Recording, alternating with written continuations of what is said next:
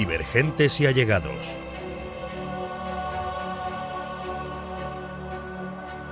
Un podcast psicoeducativo sobre inteligencia, divergencia y sus testimonios. Presentado por Sara Gálvez y Diego Tomé.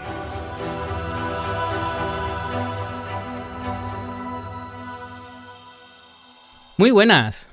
Bienvenidos, divergentes. Y bienvenidos, allegados. Bienvenida, Sara. Bienvenido, Diego. Aquí estamos un día más con nuestro programa número 6 de la segunda temporada. Eso parece, tú que llevas la cuenta. La verdad que siempre me informas de los programas que llevamos, ¿eh? De hecho, quien lleva la cuenta hoy es Pablo, porque ¿sí? Cuando me ha pedido el nombre del archivo que vamos a poner, ha sido el que ha dicho el 6, ¿verdad? Digo, pues correcto, es así. Y precisamente me lo ha dicho Pablo porque, familia, después de unos cuantos programas, volvemos al estudio de Historias para no leer, en el que nuestro querido Pablo está al otro lado del cristal, ayudándonos, cuidándonos, como siempre hace, en la lejanía o en la cercanía. Así que, Pablo, muy buena, bienvenido a ti también. Y Sara, hoy también terminamos el bloque afectivo, el bloque suavito. El bloque cute, exactamente. Y lo terminamos con un tema además muy interesante a nivel social, que está siendo un bombazo, ¿verdad? Que tiene mogollones de libros publicados y mogollones de referencias. Sí. Así que me parece que vamos a cerrar por todo lo alto, ¿eh? Con este bloque. Va a ser muy interesante y, como os podéis imaginar, llevamos 3 programas, entonces en este programa también tenemos una sorpresita, que es una invitada. Ajá. Ahora ya puedo dejar de fingir que estamos solo aquí nosotros y entonces podemos ya hablar con esta tercera persona, ¿no? Que se encuentra con nosotros. Eso es. Pues estupendo. Si te parece, presentamos el programa y después presentamos a nuestra invitada. Venga, seguimos ese orden. Adelante.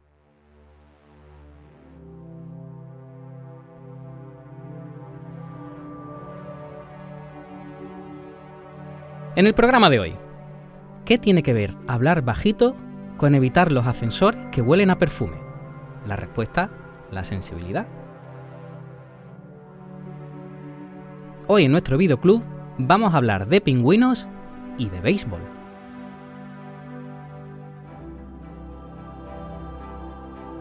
Y hoy nuestro divergente es un grupo divergente porque nadie más ha cruzado esas fronteras.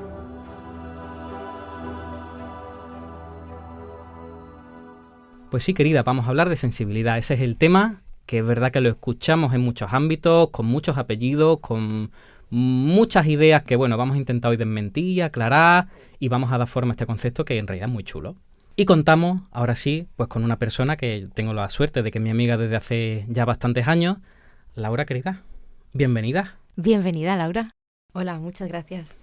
Laura es psicóloga, como digo, amiga mía de hace mucho tiempo y de hecho, viniendo para acá, me he acordado que nos conocimos en la grabación de un corto. Eso es, sí. ¿Eh? No nos conocimos y teníamos que hacer de pareja que se estaba conociendo. En ese momento. Y bueno, Laura, aparte de porque eres amiga mía y porque nos consta que eres fan del programa, que te encanta y nos sigues, ¿qué tienes que ver tú con la sensibilidad? ¿Por qué estás hoy aquí? Bueno, primero, muchísimas gracias por invitarme. Soy fan absoluta vuestra y es increíble ver cómo trabajáis en todo esto. Qué guay. Es súper guay, muy bonito. Gracias a ti. Gracias. Y bueno, yo soy psicóloga. Es verdad que conocí a Diego he participado en un corto, en un fotomatón, los dos en la puerta esperando, pasando frío y cogiendo un café. Sí, es verdad. Y hablando nos empezamos a darnos cuenta de que, bueno, que los dos éramos psicólogos. Lo que pasa es que nos dedicamos a ramas diferentes. Uh-huh. Yo en ese momento, y sigo todavía, me dedico a la violencia sexual en la infancia y la adolescencia. Y bueno, he estado como 15 años trabajando directamente con los niños, las niñas, los adolescentes y las familias. Y ahora estoy como en otra parte de la historia, que sería como sensibilizar a los profesionales que trabajan en este ámbito. Qué guay. Entonces el tema de la sensibilidad al final me ha acompañado durante todo el tiempo, tanto hacia el trabajo que hacía con ellos y las familias, como ahora con el tema de los profesionales. Qué interesante lo que nos vas a contar hoy, porque además, bueno, tú ya me has hablado muchas veces de lo que haces, de tu trabajo, y yo creo que la audiencia va a disfrutar mucho de lo que puedas compartir. Es un trabajo que normalmente no se conoce que existe y desempeñáis un papel que es fundamental para las víctimas y para las familias. O sea que qué guay tenerte hoy aquí, Laura. Gracias. Sí, y que al tema también, ¿verdad? Porque precisamente a lo que te dedicas es a sensibilizar. Entonces Claro. Yo creo que mejor invitada no podíamos tener, ¿eh? Nos ha salido redondo. A mí me gustaría añadir que, aparte del trabajo sensible que tiene Laura es una persona muy vinculada al mundo artístico. De hecho, donde nos hicimos más amigos fue en la galería de arte donde yo trabajaba y después en los cursos de fotografía que hemos compartido. Pues Laura siempre está metida en algún proyecto artístico y también esa sensibilidad la tiene siempre a flor de piel, si no me equivoco. Sí, bueno, ojalá pudiera hacer más cosas de lo que hago, pero cuando tampoco tengo el suficiente tiempo siempre intento estar vinculada con personas que se dedican al mundo del arte, de cualquier tipo de disciplina en realidad, porque al final la sensibilidad parece sea danza, teatro, pintura, fotografía. La definición. Cuando estamos hablando de sensibilidad, ¿de qué es lo que realmente estamos hablando? Porque este tema tiene muchas definiciones diferentes, ¿eh? A la hora de buscar definiciones, depende de qué parte vayas buscando, te salía una cosa u otra. Así que muy guay. Muy bien, pues si te parece, yo voy a comenzar con la definición que yo traigo, ¿vale? Y si os parece, compartimos un poco las diferencias. Perfecto. La mía es muy sencilla. Es la capacidad que tiene un individuo de percibir, procesar y responder a los estímulos del entorno de una manera intensa y profunda. ¿Vosotras qué habéis visto? Muy tocha, la definición, sí. ¿Verdad? También siempre comparte definiciones que son muy complejas y que incluyen muchas perspectivas. Yo he encontrado cosas también más sencillitas. Esa tocha la has leído tú, así que me la ahorras. Voy a poder leer cosas más light. Pero en la RAE, que me ha sorprendido mucho, la primera definición que te sale de sensibilidad es manera peculiar de sentir. Anda. Peculiar. En la RAE. Peculiar. Sí, peculiar, que encima es una palabra peculiar en sí misma, ¿no? Que se utiliza poco y que te abre mucho campo, ¿verdad? Porque peculiar, eso es lo que venía de entrada en la RAE. Y en este punto etimológico que Diego sabe que me gusta, la palabra ha evolucionado muy poquito, viene de sensibilitas, sensibilitatis, y el significado viene a referirse a lo que tú has comentado, muy relacionado con los sentidos también, van a un plano más físico, que ya hemos visto también que los griegos, aunque filosofaban mucho, están todavía en un plano de mucha parte física para representar emociones, pero también me cuadra mucho, ¿no? Que lo vieran así, hasta donde habían llegado. Toma. ¿Qué más cosas? ¿Y tú, Laura, has encontrado alguna otra idea, alguna otra definición? Un poco lo que estabais hablando, una mezcla de las dos. Es verdad que justo la de la RAE, que es normalmente echar mucho de RAE, porque a veces hace unas definiciones como peculiares, ¿no? Como decía, que era el tema de la sensibilidad. Y que muchas veces tiende como a un aspecto negativo, peyorativo, algo, darle una vuelta a algo que en realidad la sensibilidad tiene que ser algo normal y adecuado y que no tiene por qué tener como esa pequeña connotación, ¿no? De algo peculiar, porque si es algo bastante cotidiano, ¿no? Y normal, todo el mundo tiene sensibilidad. De hecho, es lo que me ha parecido, que la RAE debe de aportarnos definiciones lo más estéticas posible, ¿no? Con el vocabulario que nos relacionamos. Y yo en esta elección de palabras veía un poquito de influencia, ¿no? Quizá de ciertas cosas, o quizá que no se ha revisado, tal y como ya estamos trabajando algunos valores, ¿no? Porque todos sabemos que la sensibilidad viene de entenderse como pequeñas manías y como pequeñas tiquismiqueces que uno tiene, como pequeñas peculiaridades. Entonces quizá todavía está muy influenciado, ¿no? De esas definiciones. Sí, yo creo que precisamente la definición que yo he traído de que es algo intenso y profundo, también ahí está el juicio, ¿no? Que no es una sensibilidad normativa lo que entiende la RAE en este caso, ¿no? Así que por ahí pueden ir los tiros. Como que la sensibilidad no está muy bien vista. Las personas sensibles algo tienen, ¿no? Es lo que ya nos está presentando el diccionario. Siguiendo con las definiciones, dentro de que los tres somos psicólogos y estamos aquí también por eso, para hablar de este tema, también está guay aclarar qué es lo que simboliza o qué es lo que significa la sensibilidad para nosotros. La sensibilidad, tal y como nosotros trabajamos con ella, cómo la abordamos, es una variable, es un rasgo de personalidad. Y cuando estamos evaluando personalidad o explorando, ¿no? Conociendo esa parte de un paciente, es cuando nos vamos a relacionar con esa evaluación de ese rasgo. Así es como lo trabajamos nosotros, ¿no? Que yo sepa, no hay más nada. Pues estupendo. Que todas las personas son más o menos sensibles en unas áreas u otras, y es algo que es inherente a la condición humana. Entonces tú estás diciendo ahora mismo que es normal, que es normativo que seamos sensibles, ¿no? Es decir, hasta cierto punto hay una normalidad de sensibilidad para todo, puesto que todos tenemos sentimientos y todos tenemos sentidos con los que percibimos el mundo y los estímulos. Así es. Entonces, si soy sensible, no me pasa nada raro, ¿no? Claro. De hecho, por eso nos hemos escandalizado todo cuando hemos visto la palabra peculiar en el diccionario, ¿no? Exacto. Total. Exacto, no es un rasgo excesivo, no es un rasgo especial o específico en determinado individuo. Es quizá la cantidad o cómo nos relacionamos con esa sensibilidad lo que nos llama la atención más en unos perfiles, en unas personas que en otras. Pero de entrada está guay, ¿no? Que aceptemos que todos tenemos esa sensibilidad y que en cierta manera la vamos a expresar de manera normativa y punto. Eso. Pero ¿no crees que hay como diferentes factores que hacen que esa sensibilidad florezca o no? Claro, exactamente. Sí, y además sí. Nos va a afectar de manera diferente según la idiosincrasia que tengamos como individuo, ¿no? Entonces, además, eso precisamente que tú estás comentando, Laura, hace que sea un rasgo muy difícil de medir, muy difícil de evaluar y muy difícil de explicarte si además no pones en contexto y no tienes más información. Que eso, en mi opinión, también no sale solo de una evaluación de un rasgo, sino de una serie de entrevistas y de unas al menos un poquito de terapia relacional en la que tú conectes un poco con el paciente y entiendas cómo se relaciona con su mundo, para tú ver ahí qué puede hacer. Entonces me parece un mundo amplísimo que cuanto menos reduccionistas seamos, más facilidad vamos a tener para entenderlo. De hecho, cuando estamos hablando de sensibilidad, hay tipos de sensibilidad y de hecho aquí yo creo que vamos a conectar muy bien con estas ideas. Hay una sensibilidad que es directamente sensorial. Bueno. Que tiene que ver con lo que asumimos por los 5 sentidos. Yo como parte de nuestro público, ¿no? Por empatizar con ellos, segunda flipada de hoy, ¿no? O sea, no solo es normal que seamos sensibles, sino que además podemos ser sensibles de distintas maneras. De muchas maneras, de muchas cosas. Madre mía, Las sensoriales son sensibles a las luces, a los olores, a determinados estímulos sensoriales de la vista, del oído. Cuando nos gusta un tipo de música, pues somos más sensibles a esa música, pillamos más los acordes, pillamos algunos aspectos que de otras músicas no le echamos cuenta, por ejemplo. O lo contrario, si me resulta un estímulo desagradable, que puede ser aversivo, que hemos trabajado esto ya, pues a lo mejor también precisamente no desarrollo cierta reactividad a ello. Exactamente, lo percibimos con más profundidad y con más reactividad. Y es curioso, ¿no? Como hay muchísimas diferencias entre personas con estos temas. Por ejemplo, yo he tenido muchas situaciones con pacientes que han sido muy sensibles al tema de olores o tema de luz también, bueno, relacionado también muchas veces con tema de trauma, pero claro, aspectos, ¿no? Que se quedan como grabados en sentido de sensibilidad, de cómo perciben las cosas en el momento en concreto que ha sido un impacto y luego permanece en el tiempo. Sí. Estoy tan contenta. O sea, Laura está diciendo cosas tan acertadas para mí. Sí. Además está mencionando palabras que me parecen fundamentales, porque luego imagino que tendremos un huequito también, ¿no? Dentro de cierta crítica que se le hace a esto y de ciertas confusiones que hay, cómo se relaciona el trauma a la sensibilidad, esa etiqueta a veces que hay. Entonces me parece también fundamental, porque también se tiende a eso, ¿no? A pensar que viene de ese trauma. Oye, que no, somos todos sensibles. Exacto. Y aparte de por reactividad, también cuando somos sensibles a determinados estímulos, también generamos más respuestas fisiológicas hacia esos estímulos. Por ejemplo, si hay un olor que nos resulta más apetitoso, más fino, salivamos más, por ejemplo, nos ponemos más nerviosos o bueno, nuestro cuerpo reacciona más hacia ese estímulo sensorial. Claro, si no me gusta, pues lo mismo noto que, a lo mejor no que voy a vomitar, pero ya hay cierto desajuste, ¿no? Cierta incomodidad. Claro.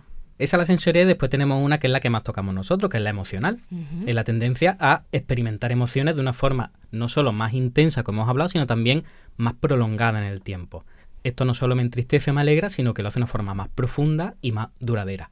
Y eso tiene que ver pues, con lo intenso o con cómo regulamos las emociones, que es un poco al hilo de lo que tú has dicho antes, ¿no? No solo cómo lo sentimos, sino cómo lo manejamos. Y cómo nos dejamos sentir también, porque muchas veces no nos permitimos el estar presentes en ciertos momentos y nos perdemos cosas que pasan. Exacto, la emoción, como hemos dicho muchas veces, nos manda mensajes y si ese mensaje es muy intenso, nos estamos perdiendo otra información, otras cosas que están sucediendo alrededor. Y el largo plazo que tú has dicho, ¿no? El que nos afecten más tiempo, tiene mucho que ver directamente con esa autorregulación, con ese que yo también sepa darme mi tiempo, como ha dicho Laura, y sentir, y luego también sepa ponerme mis ciertos límites o aplicar mis ciertas herramientas de gestión para saber que decirle a mi cerebro, no, mejor que yo no puedo estar aquí todo este tiempo porque la vida sigue ocurriendo, porque me está pasando factura, ¿no? Como me está afectando. Claro, de hecho nos provoca más estrés cuando tenemos esta intensidad más desarrollada.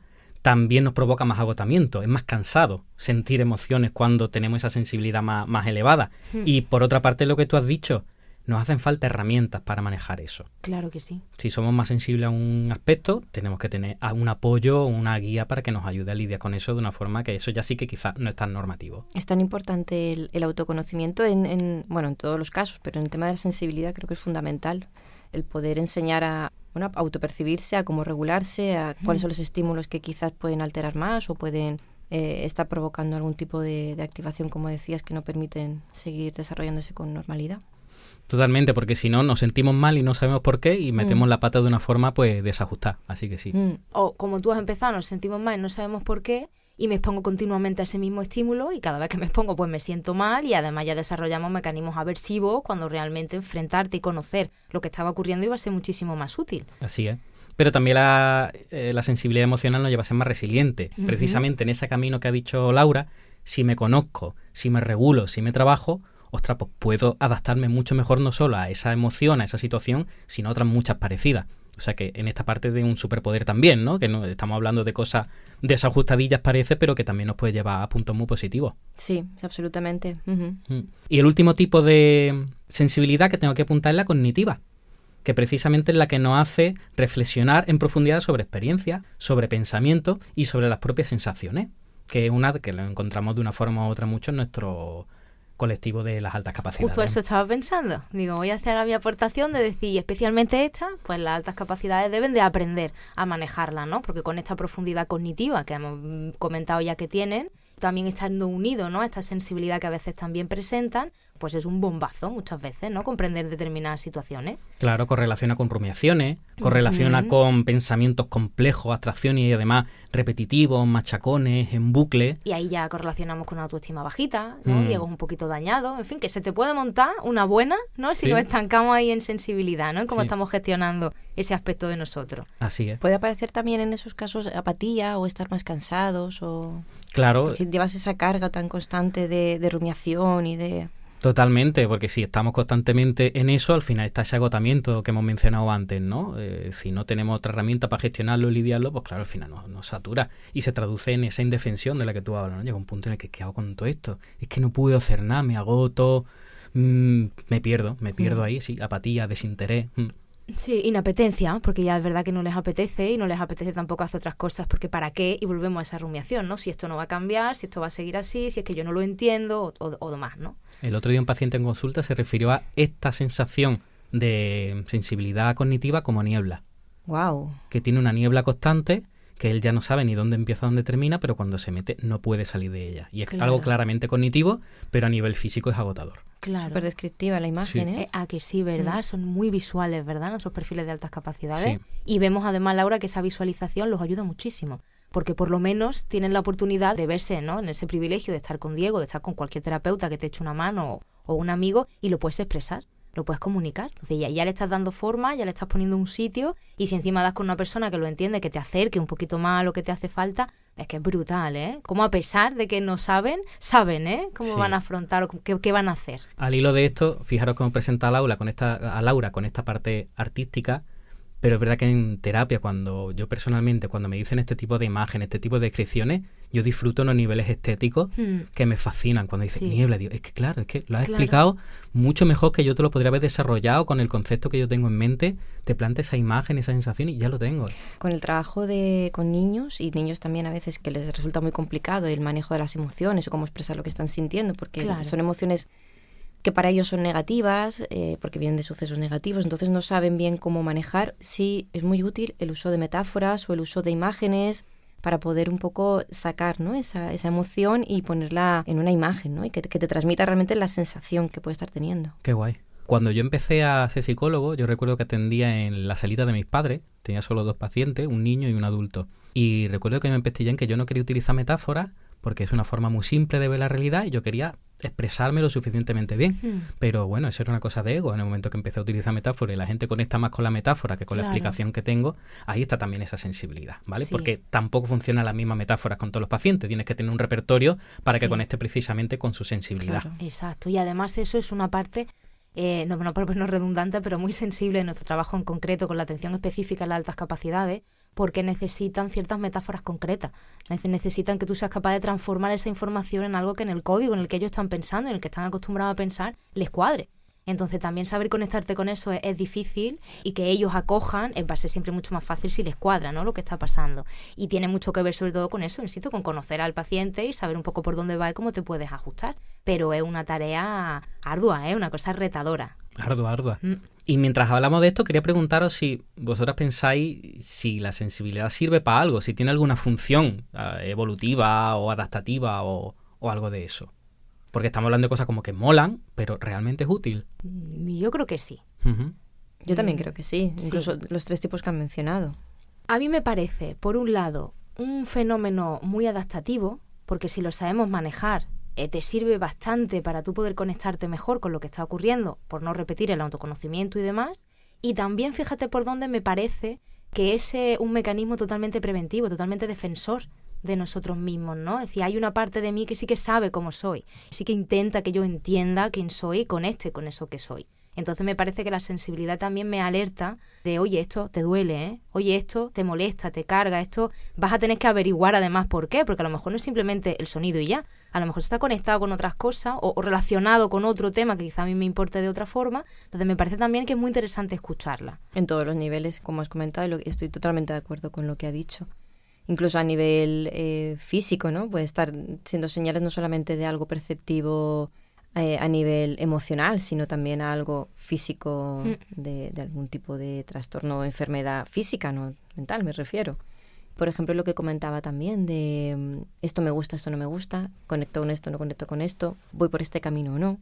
Sí, tiene esta parte de como de prevención de amenazas, ¿no? Sí, como algo me puede herir. Información, ¿no? Si vamos a la sensibilidad en este plano no físico, de verdad, que está comentando Laura, esta habilidad, por ejemplo, interoceptiva o propioceptiva, es la que no me ayuda. Si yo estoy atenta a cómo se mueve mi cuerpo, a cómo funciona y a qué consecuencias voy yo notando, diferentes digestiones, diferentes formas de relacionarme, eso también me ayuda muchísimo a yo entender, oye, yo estoy comiendo ahora esto no me está sentando igual, aquí están pasando ciertas cosas y puedo llegar a detectarme. Oye, yo tengo pacientes que a nivel de sensibilidad se han detectado ellos un montón de temas médicos, ¿eh? Han llegado a tirar ellos solos del hilo, de temas a lo mejor un poquito más sencillitos, entre comillas, tema gluten, porque hay mucha información y se han autodiagnosticado, pero desde el quiero ayuda, ¿no? No desde el yo me pongo la etiqueta, sino desde el decir, oye, es que yo me estoy notando estas cosas.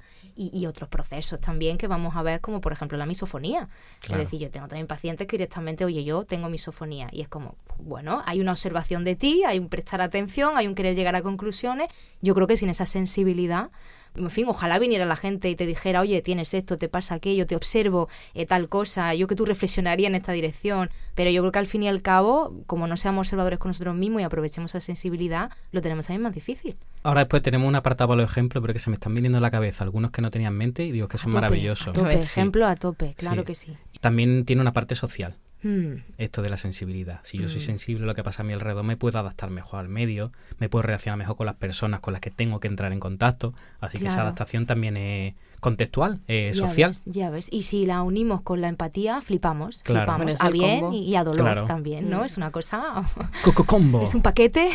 Una de las cosas que trabajo mucho ahora con el tema de las formaciones a profesionales es un concepto súper simple de la psicología, que es la escucha activa. Bueno, que es como la escucha activa, la tenemos ahí desde primero de carrera y perennemente, pero llega un punto, yo creo, que a todos se nos olvida qué es la escucha activa y qué conlleva y qué favorece, ¿no? Que es esta parte de sensibilización que hablamos de voy a pararme un momento porque me estás hablando de algo. Claro. Qué gracia.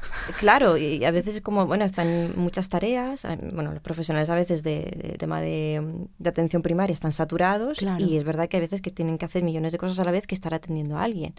Y ese punto, ¿no?, del que hago reflexionar con 4 palabras que les digo de la escucha activa, de cómo te paras, en qué momento te llevas a esa persona a un sitio que te permita también pararte tú, que esta persona te pueda comunicar lo que le está pasando y ser consciente de que estás recibiendo una información. Claro. Porque es un concepto súper simple, pero yo creo que y eso también al final las personas, los profesionales que vienen, se lo llevan para sus casas, para hacer esa escucha con sus hijos, con sus parejas, con sus amigos. Es una habilidad utilísima.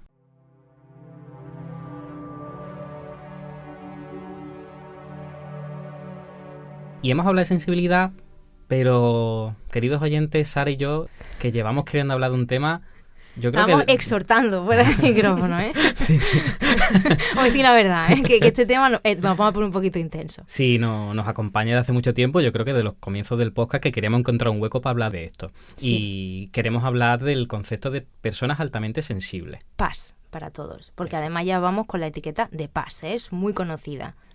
¿Tú conoces esta etiqueta, Laura? ¿Te ha llegado? ¿La conoces? Sí, me ha llegado. ¿Nos ha llegado a consulta directamente o simplemente un poco por contenido en redes sociales, comentarios y demás? En consulta también me ha llegado, pero quizá no con la intensidad de la que estabais comentando antes. El concepto de persona altamente sensible, voy a empezar, se le llama también sensibilidad de procesamiento sensorial. Es como lo llamó la doctora Hélène Aron en los años 90, la que introduce y desarrolla este concepto. Como la primera que nombra el término, ¿no? De highly sensitive person. Aparece como la descubridora.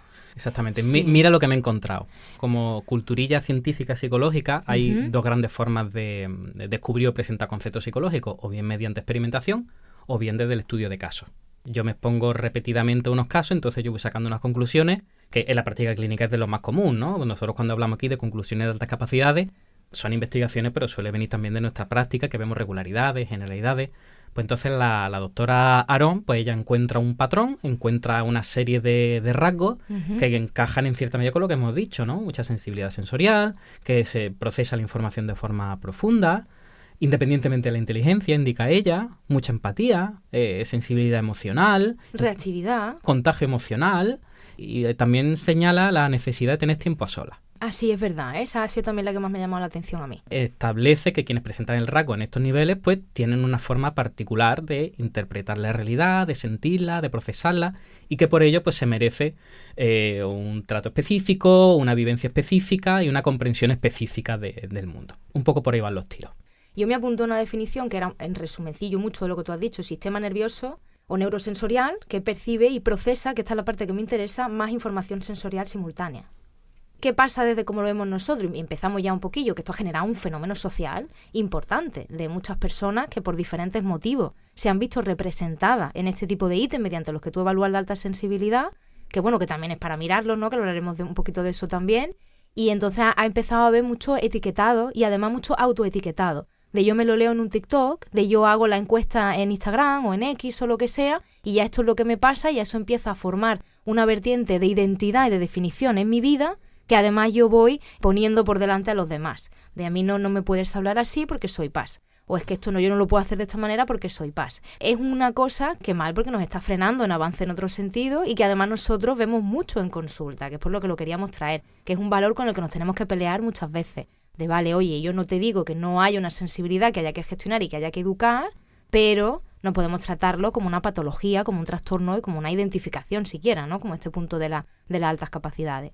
Sobre todo, lo que juzgamos muchas veces como que algo que no se está haciendo bien, no estamos negando que no exista esta realidad, Claro. pero sí que a la hora de considerarla hay muchos claroscuros. Exacto. Es un concepto que, tal y como está medido, es muy ambiguo. Uh-huh. Y cuando la doctora Aaron plantea el cuestionario, que además es un autocuestionario, como has dicho, lo completa uno mismo, no tiene que haber otro profesional mediando ni nada de eso, vemos que esos ítems en realidad pueden estar midiendo otras cosas. No es sensibilidad, puede Exacto. estar midiendo neuroticismo, puede estar midiendo inestabilidad emocional, puede estar midiendo ansiedad, puede estar midiendo estrés. Y de hecho, cuando nosotros en psicología publicamos un cuestionario, una de las cosas que se estudian, que se analizan, es que exactamente mida lo que queremos medir y no se mezcle con otras variables. Claro, porque que sea si no, representativo. Claro, exactamente. Claro. Por ejemplo, este test que está disponible en la web de la Federación y tal, que no me acuerdo cómo se llama, de personas con alta sensibilidad de España, consta de 27 preguntas que tienen ítem de sí o no. Y uno de los ítems que yo recuerdo además, que es que me pareció, digo, bueno, pues así vamos con este tema, era si te consideras altamente sensible al café. A partir, además de ahí, la tendencia a la respuesta positiva, de verte realmente sensible ante ciertos estímulos, encima cambia, porque hay muchísima influencia con este tipo de formulación. Es para representar que no solo son ambiguas, sino que además vienen a que, en mi opinión, no está bien gestionado tampoco cómo se está abordando, ¿no? Esa pregunta o esa circunstancia. Entonces, claro, es que es un lío. Insisto, tú lo haces y tú te pones ese. Yo en su momento hice el test, hace un montón de años, cuando se puso un poquito más de moda, por lo menos hace un par. Claro, evidentemente me salió que fue altísimamente sensible yo, ¿no? Porque todas las preguntas que hacía. Claro. Y tiene puntuaciones diferentes, para que lo sepáis, para hombres y para mujeres. Sí. Y las mujeres tienen que sacar más de un ciento y tal para ser altamente sensible, y los hombres otro. Pero Sí, veo tu entrecejo sí, y ¿no? es curioso, según ¿verdad? lo que recordaba era que ella no hacía distinción Pues sí. en cuanto a... ¿no? Para calcular tus resultados sí que lo tienes Para que eso hacer. sí. Sí, Pero para- depende de tu sexo. En la prueba es la misma, pero la interpretación de los resultados pues ella argumenta. Esto pasa en otras escalas también, ¿no? Sí, sí, sí. Pero en su definición No, No, no aparece, ¿no? pues, es un claro oscuro de lo que estamos Sí, hablando, sí, ¿no? sí. Exacto, que es lo que queremos transmitir. Oye, que no estamos aquí para negar nada, sino simplemente para poner la información que hay en orden, y ya que la gente que no quiera escuchar, pues reflexione por sí misma.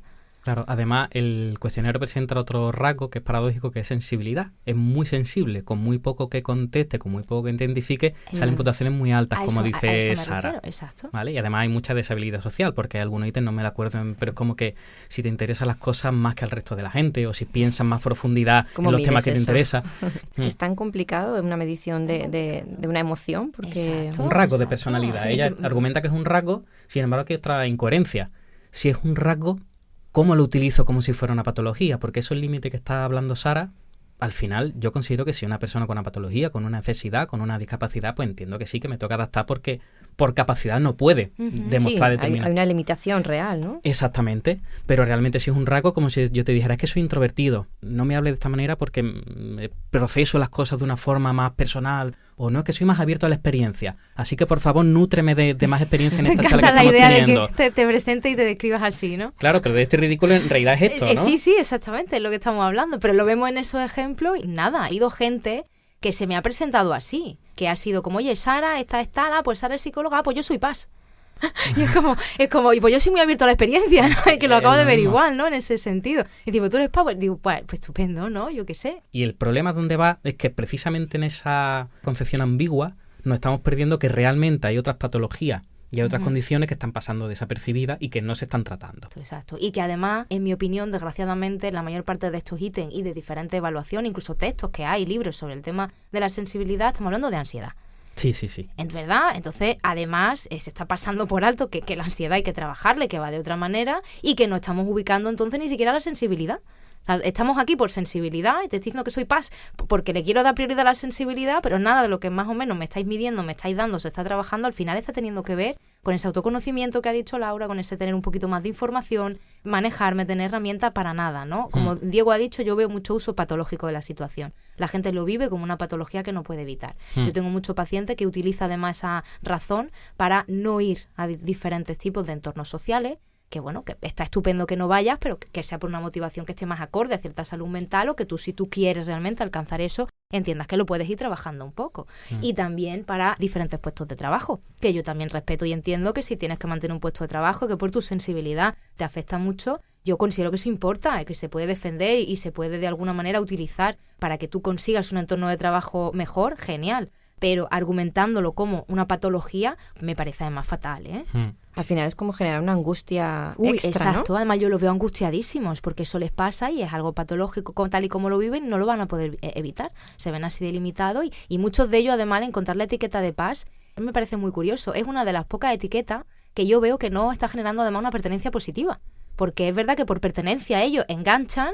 Y lo más normal es que a través de esa pertenencia, cuando encuentra un colectivo, por lo menos experimente cierta felicidad de, oye, he encontrado a mi gente y demás. Y sin embargo, como dice Laura, sufren muchísimo. Es una crucecilla lo que llevan, porque no están ahí. No, verdaderamente no es eso lo que está pasando. A ver, si el mensaje que se transmite con Ser Paz es no vas a cambiar, se tiene que adaptar el mundo a ti, y si no, te tienes que aislar o tienes que restringir tus áreas de profesión. Entonces todo puede generar mucha angustia. Y además que una explicación muy simplista de la personalidad, muy reduccionista. Estamos hablando que me molestan determinadas formas de ser, determinados comportamientos, y como soy paz, pues esto es lo que hay. Sí. Pero realmente hay muchas más variables que están ahí implicadas, como hemos dicho. En esos conceptos ambiguos que nos movemos hay muchas más cosas que están influyendo realmente y no es una etiqueta o esta sobreetiqueta. Sí, hay mucha vinculación también con cómo me lo transmiten, como si perteneciéramos, como la misma sensación cuando se pertenece al espectro autista. Es muy diferente. Es una situación muy diferente también, ¿no? Y con esto además yo quiero aprovechar para aclarar, no estamos en absoluto juzgando que no exista sensibilidad, que ya lo hemos comentado, que no se deba de intervenir ni a ninguno de los profesionales ni colectivos que considere que la sensibilidad es importante y que las personas PAS tienen una importancia. Por supuesto, estamos defendiendo la no patología. En ese punto, todo lo demás nos parece estupendo, que la gente se conecte, que se conozcan, que encuentren grupo, que hagan piña, que tengan más herramientas, que este colectivo importe más, me parece genial. Lo que estamos aquí diciendo es no vamos a patologizar esto. Y que hay que investigar más. Este término se tiene que acotar más para que realmente refleje lo que refleje y no otras cosas. Sí, y que en el camino pues la gente sigamos. Además que es un concepto que lleva ya 35 años con nosotros y que ha evolucionado muy poco. En psicología vamos lentos con los conceptos, pero en 35 años esto podría haber evolucionado mucho. Sí. Hay un indicativo que es muy friki, pero cuando en un congreso se habla de un tema, pero no es el centro del congreso, significa que tiene cierta relevancia. Por ejemplo, si en altas capacidades hablamos de ansiedad, pues significa que el término ansiedad es relevante, porque el congreso no va de eso, pero lo hemos presentado. Pero es que no hay congresos, no hay reuniones científicas, no hay encuentros sobre personas altamente sensibles que no sean específicos de personas altamente sensibles. Y si lo hay, son tremendamente marginales. Es decir, es un concepto que no se está integrando en la investigación psicológica ni la investigación de las ciencias humanas, porque realmente faltan asas ahí a donde agarrarse. Exactamente. Pero sin embargo tiene otra manera de extenderse el concepto y de llegar. Claro, es muy peligroso. Porque además de extenderse muchísimo y a un nivel autónomo, a un nivel independiente, en el que, insisto, tú lo lees, te ves un TikTok, te dice tal, quizá el TikToker hasta te ha puesto el enlace para que tú hagas el test y además te sale el resultado, te tienes hasta un enlace para unirte a un grupo. Entonces, en 2 minutos tú te has enterado, Laura, de que eres PAS y además has encontrado tu grupo y tienes una puntuación y todo que te dice que eres 169. ¡Buah! ¿No? Pasísima. Pasísima, exactamente, ¿no? Altísimamente sensible. Entonces, claro, es peligroso por eso. Y porque luego no se contrasta y lo poquito que se quiere contrastar, no, hombre, hay una doctora detrás, hay ciertos estudios detrás, hay ciertas publicaciones y es como, bueno, ¿y qué más, no? Es lo que dice Diego, llevan siendo muchísimos años. ¿Qué opinan otros profesionales? ¿Qué pasa? Que si te pones a mirar qué opinan otros profesionales, hay muchos profesionales que también opinan como nosotros, que esto a mí me parece importante, porque siempre va a haber gente que se suba al barco de las cosas pues por FOMO o por otros motivos a nivel social. Pero cuando también hay parte de la profesión que también está viendo sin ánimo de juzgar, simplemente el decir, oye chicos, aquí no hay suficiente fondo, vamos a evaluar realmente el cuestionario, qué es lo que mide y demás, pues entonces también me hace a mí pensarme el decir, oye, pues a lo mejor no van tan desencaminadas mis reflexiones. Yo recuerdo además la primera vez que yo le comenté a Diego este tema, que le dije, pues Diego, si me está llegando mucha información de esto, me lo han comentado varios pacientes ya. Digo, yo me siento en un punto muy complicado porque yo no me veo capaz de seguir esa corriente porque no estoy pensando que eso funcione así, pero tampoco quiero ser una ignorante y pasarme de lista, ¿no? Y yo recuerdo además que, bueno, como agua de mayo, cuando me dijo, no, Sara, el PAS, y fue como, bueno, menos mal, ¿no? Entonces vamos a ver qué podemos hacer. Y dijimos, pues vamos a montar un podcast para que cuando llegue el momento podamos comentar este tema. Hay una anécdota muy friki que yo estuve leyendo un poco sobre el tema de los metaestudios que hay alrededor de PAS. Los metaestudios son análisis sobre todos los estudios que hay sobre un tema. Entonces, los metaestudios sobre el PAS en ese momento decían que realmente lo que se estaba midiendo era neuroticismo, inestabilidad emocional. Exacto, esa y la fricada es que yo estaba en Bulgaria, en una ciudad que se llama Shumen, leyendo eso mientras que estábamos haciendo unas fotos tal y que cual, pero yo recuerdo estar en aquel cerro sentado en un ladito mientras que mi mujer iba al baño, lo que sé yo, voy a leer la metaanálisis de PAS en este momento. Qué momentazo, ¿no? Sí, un momentazo. Y aparte porque si la gente supiera un poquito más de psicología, el rasgo del neuroticismo es una pasada, que nos explica muchísimas cosas, a nivel después de conducta y de cómo nos relacionamos. Entonces, pues insisto en que se ha montado aquí un follón con todo este tema de la sensibilidad, que a mí lo que además más me conmueve es la cantidad de gente sin faro que está totalmente embelesada, infatuada por este faro y lo están pasando mal y este no es el sitio y sufren y además no se dejan ayudar porque como se han agarrado a esto, si ahora encima llego yo y les digo, mira, voy a explicar cómo yo lo veo y vamos a ver unos ejemplos y vamos a explorarlo, lo sienten además como una amenaza ya a su identidad, ¿no? Entonces, además me cuesta muchísimo que me dejen ayudar en ese sentido. Podría hablar mucho de este tema porque de hecho hemos hablado mucho, pero yo creo que queda más o menos claro lo que queríamos Sí, porque no queremos transmitir. cebarnos tampoco, queremos simplemente comentarlo, ¿no? Y ahora ver ejemplillos. Y entonces, si os parece, pues a mí sí me interesaría comentar un poco la relación que hay aquí con las altas capacidades.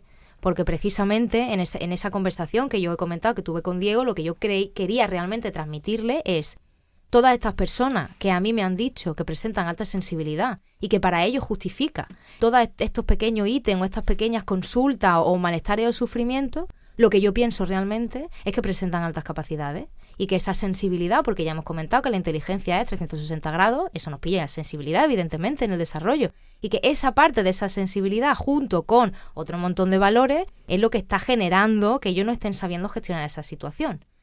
¿Estoy diciendo que entonces ya no sean PAS y es que ahora todo el mundo PAS tenga altas capacidades? No, por favor, audiencia, que no quiero yo que intercambiemos etiqueta. Pero sí que estoy diciendo que a poco que mires te das cuenta de que se mezcla mucho, de que no está para nada tan claro y de que nos estamos ayudando si no establecemos ciertos límites y ciertas diferencias. Yo personalmente veo que sí que están muy vinculados. Yo me encuentro prácticamente todo mi público de altas capacidades, yo podría decir que es altamente sensible. No PAS a este nivel de identificación, pero sí que presenta como rasgo una sensibilidad de las que ha descrito Diego, pues presentan ítem en tanto en la sensorial como en la cognitiva como en la emocional. Y tenemos además que dedicarle un gran trabajo a cómo se están relacionando con eso. Lo hablamos mucho, como nos referimos en el campo de altas capacidades a este rasgo, se le llama sobrecitabilidad. ¿Sería un PAS en altas capacidades la sobrecitabilidad? A este sistema neurosensorial que está muy sobrecargado simultáneamente, ¿no?, de estímulos y ante los que mi respuesta, como ha descrito Diego además, es intensa y a largo plazo y tremendamente empática y rígida en exploración de herramientas. Entonces, claro, todo eso pues nos puede dar perfectamente ese paquete. Claro, a nivel de altas capacidades, una de las cosas que, simplificando mucho, define la inteligencia es la velocidad con la que se procesa todo, ¿no? O el alcance de todo. Exacto, entonces ya sean estímulos externos, estímulos emocionales, estímulos internos, pues lo hacen muy rápido y precisamente por esa rapidez llega a lugares más profundos, que es otra de las variables relacionadas. Claro. Entonces, si yo tengo la rapidez, tengo la profundidad, pues es verdad que puedo traducirlo en que en efecto soy más sensible. ¿Vale? Entonces, sí, respondiendo un poco, sería como la alta sensibilidad, pero insisto que tiene una casuística concreta directamente relacionada con la inteligencia, que lo habíamos dicho al principio, que la doctora Aaron decía que no tenía nada que ver con la inteligencia. Prácticamente todas las altas capacidades con las que me he cruzado han sido altamente sensibles, pero no todas las personas que a mí me han comentado que son PAS o que son altamente sensibles presentaban altas capacidades. No puedo establecerlo. Hay gente que es altamente sensible por otros motivos, ¿no? Que en este caso, pues bien, quizá tengan que ver con el trauma, que también es un concepto que me parece feillo en el sentido en el que se ha criticado mucho a los PAS desde ahí. Y eso tampoco me parece bien. Hay personas que han atacado a que todos los PAS lo que les pasa es que vienen del trauma. Bueno, desde el punto de vista del trabajo con personas que han experimentado algún tipo de situación de violencia sexual o cualquier otro tipo de violencia, la relación directamente con la alta sensibilidad y el trauma, es verdad que pueden ser sensibles a ciertos estímulos, pero no en general a la percepción, ¿no? Como hemos hablado de diferentes tipos de sensibilidad que existen, puede ser algo muy concreto.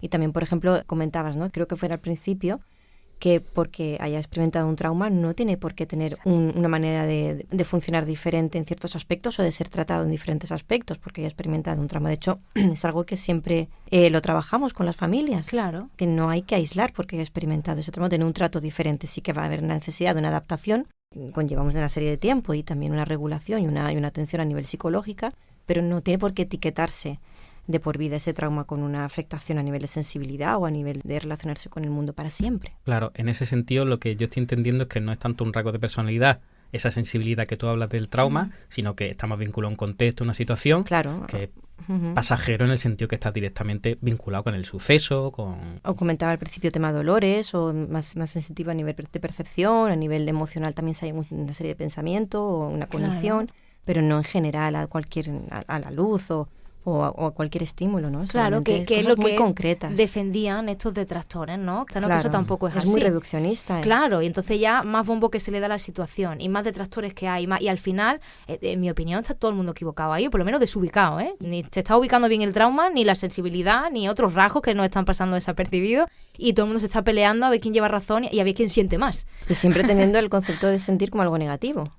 Claro, porque lo viven con mucho sufrimiento, claro. Exacto. Mal, yo esto no lo puedo cambiar, no me puedo relacionar, cuando en realidad la sensibilidad no tiene por qué ser algo negativo, ¿no? Ni peculiar. Volvemos a la primera que cuando además yo me lo dicen en terapia pregunto, ¿no? Digo, oye, ¿te reporta algo positivo esta sensibilidad? Porque lo mismo entiendes la música de manera más profunda o disfrutas más de ciertas cosas y están hasta en shock un poco de cómo ubicarlo, ¿no? En esa pregunta es como, no, yo estoy en lo que yo sufro, en el sonido que me molesta, en las relaciones que me afectan, en lo otro que tal, o en que no puedo comer, o en que yo me siento mal y no me pueden cambiar de trabajo porque como el PAS no se respeta, porque como esto no tiene peso psicológico, pues yo quiero que tú, Sara, me digas que esto es así, le escribas a mi jefe y le digas que tengo PAS y que me tiene que ofrecer este otro puesto, ¿no? Claro. Entonces, que es un bombazo que yo de verdad a veces que no sé ni por dónde empezar a corregir, ¿no? Esta es una conversación además real que tuve hace un par de años con esta pretensión. El ser sensible, y ya no altamente sensible, pero el ser sensible sí es verdad que puede correlacionar con ser especialmente creativo, pero tiene un sentido también muy mecanicista. Claro. Si soy sensible a un tema,